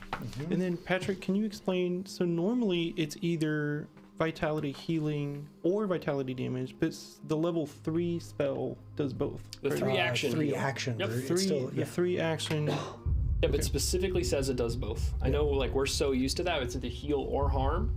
And this specifically is both for Yes, this. this calls it out, affects all living and undead creatures within 30 feet. So the effect happens to living and undead. And If I they are lose- living, they do this. If they are dead, they do this. Then I lose dying 1 and go to wounded 1. Right. Yep, you're at 0 hit points and wounded 1. You're now conscious. Anything you had in your hands is now laying next to you, and you're laying prone on the ground. Yeah, well, I would say he has 6 hit points because I healed him 6. Right. Sorry. Yep. Thanks, Patrick. Yep. And then, yeah, so the fortitude saves all around. Yeah, so Sorry I've to got... interrupt, guys. You're fine, what's up? We had an audience member redeem an actor's aside. Oh, okay. I'm not sure who that's for. Interesting. Okay, have them clarify in the chat, and we can definitely take a peek at that. Cool. Yeah, so we have a 14, a 5, and a 20.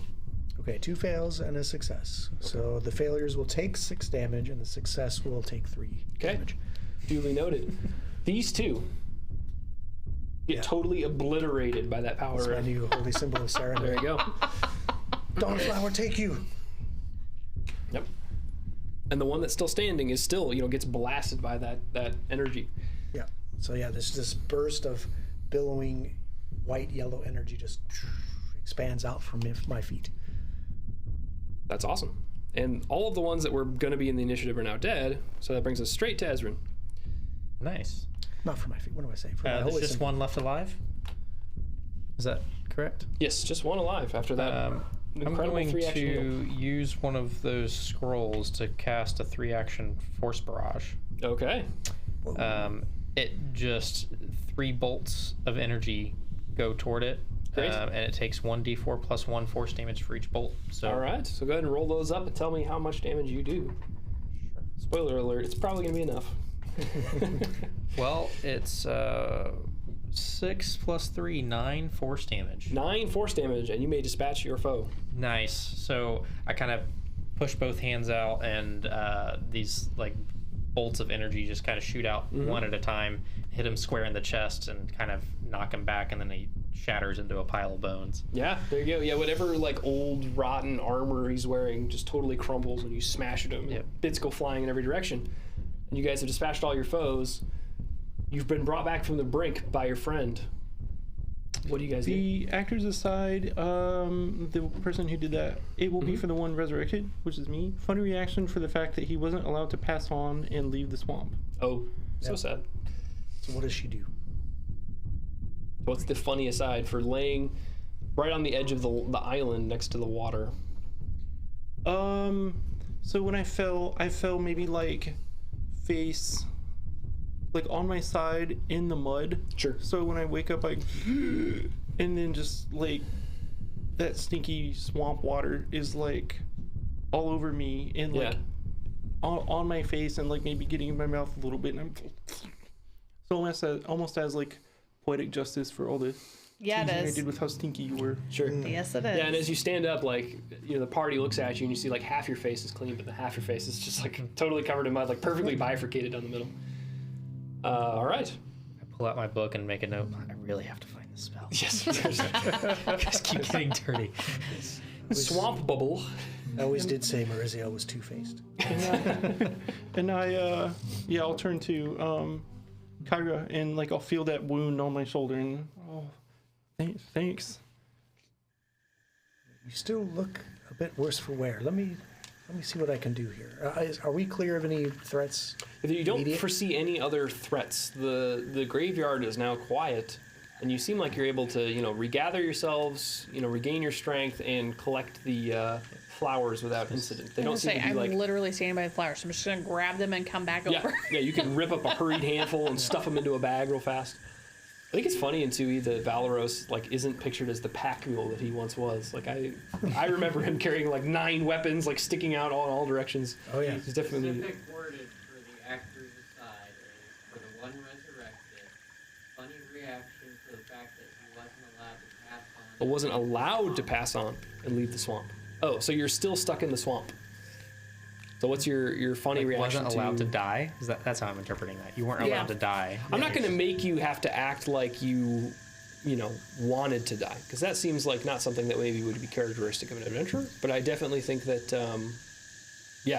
being stuck in the swamp stinks, literally.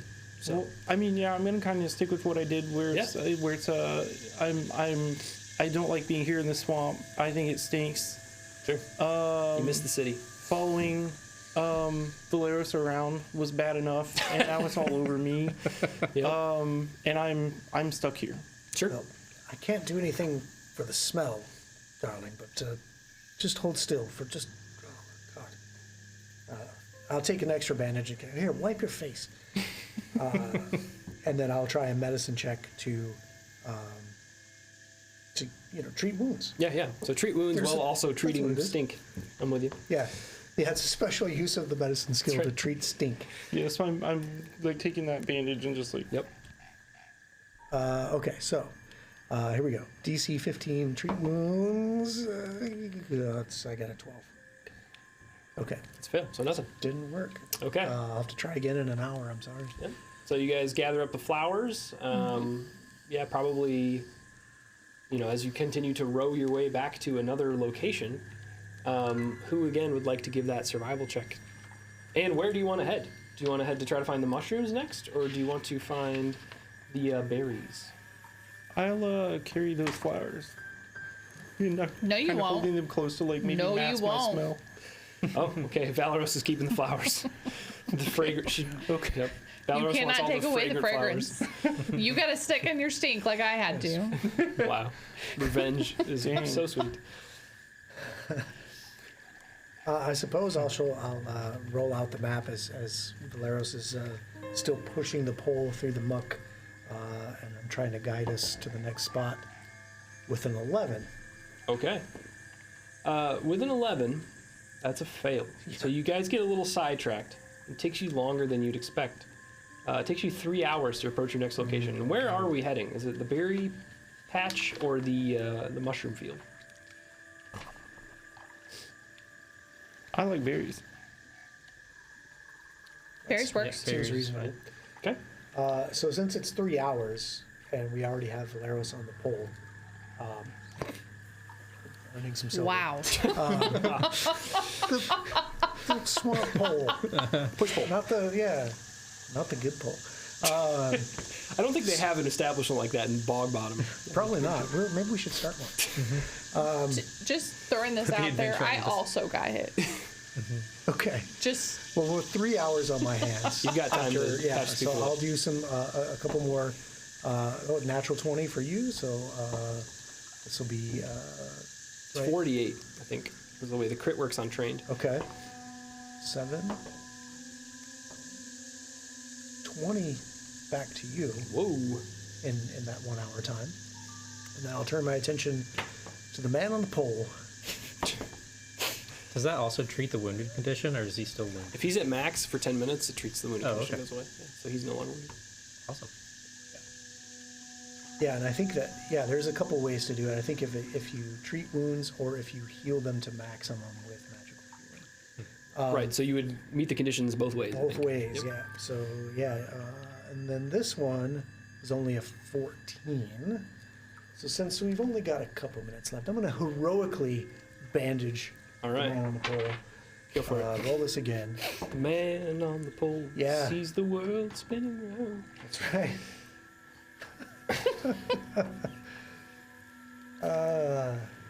Very applicable. To listen to the Beatles on the way home. I know. I've been thinking about the Beatles all night after we fought the swamp beetles earlier. Right. It just, it's stuck. So this is a 20, so that will succeed. So 2d8, 8 points back to Valeros All right. as we push our way through the swamps. Excellent. So, mushroom, berries. Where are we going, guys? berries. I think it's the berries. Yeah. We're going the to berries for me. So you guys are 5 hours into your adventure. The day is waning on. It's starting to become midday. The sun is in the high sky, and you make your way to the berry field. And I'll describe it real briefly, and then we'll see what happens next time we come back to this adventure, which might be a while, because next time we'll probably be coming back to Bloodlords. Unless you all, more people get sick, and we have to run more Let's not do Dawn that. of the Frogs. We want Yes. everyone to get better. Yes. But I Make had your a lot fortitude of fun. saves. If you have hero points, spend them so you can be back here next week, because we want you here. But even from a distance, golden berries faintly glow among the brambles at the top of the hill. They must be the lantern berries that Ladurza needs to cure the villagers. And I'm going to just lay the map out, and then we'll say goodbye. Berries. So you guys can kind of see what we're looking at for next time. Yeah. Awesome. If I can find the right one. I think it's on one of the sides of these. They're double-sided, so I've got all kinds of Yeah, different... lots to flip through. So on the Lovely back side of stuff. that one. While you're Backside doing of that, that, Jacob, I want to say thank you for stepping up. Of course. And I know that this was out of the blue, so I think that you guys did an amazing job. Thanks to the cast members who joined us here at the table for Monday night. So, Kayla, see, I'm saying Kyra and I can't even. Sarah and Ray has forsaken me too. Kayla And Nate, thank you so much for joining us Thanks for tonight. Yeah, it was fun. I had a blast. And Joseph, too, thanks. Yeah, it's good to have everybody here. can I I'm say? glad it worked out. I'm glad that we were able to play something new and fresh. It's something that was released fairly recently. It's fun to kind of pick up the stuff that, as it comes out, we get to kind of play test it and show it all for you guys. Yeah. So I hope that, this was a good consideration to A, follow us, help us out, support us to continue to support this community, this channel that we're building. And also, take a look at the Dawn of the Frogs game nights. And if any other game nights come out in the future, they might be really cool. I'm definitely going to keep my eye out for more of them because it's such a cool, affordable way to have an entry into the game. This is definitely, I think, my go-to more so than the beginner box to bring any of my new friends I agree. into the cult. Push that map up a little. Yes, of course I can. This way? The other way. This way. Yes, I should know that because we talked all about how this symbol Yeah, is. right in the center of the map. There we go. Thank you. Yep. Yeah, so cool. We got to have a wonderful time playing this. So thanks everybody for watching. Thanks for supporting us. Don't forget tomorrow night we've got Soul Severed. That's at 6 o'clock, right? So 6 to 9, you guys can catch us there. Wednesday we got Barnabas Brushes, so he's back in action painting for all of the beautiful minis. We're using the box standees tonight, but all our other games we use these beautiful handcrafted painted minis that Patrick paints. So definitely stay tuned for that, and we'll catch you guys on the next one. Thanks for tuning in for this special edition of Elite Encounters. We'll catch you on the next one. Thanks, everybody. See you tomorrow, guys. Good night. That was rad, dude. You did so good. Did you believe that you fought that frogs was good. in Dawn of the Frogs? I do Yeah. have I know Spoiler that alert. we as characters need to take on these frogs, but me as a person, I'm a little sad about killing frogs. These, to be fair, these aren't frogs. These are frog people Boggarts, right? Okay, that are that fixes it. Yeah. that tend The towards. fact that they're frog humanoid. people. Yeah, it helps that they are have, They have a their own sentience. society yeah. and So much. religion. Yeah. Yeah. That's kind of concerning. Bad, they're bad dudes. Yeah. Okay. Remember, they declared war on us. Yeah, they've kidnapped our people. It's true. Or I feel some people. All I said was let them go.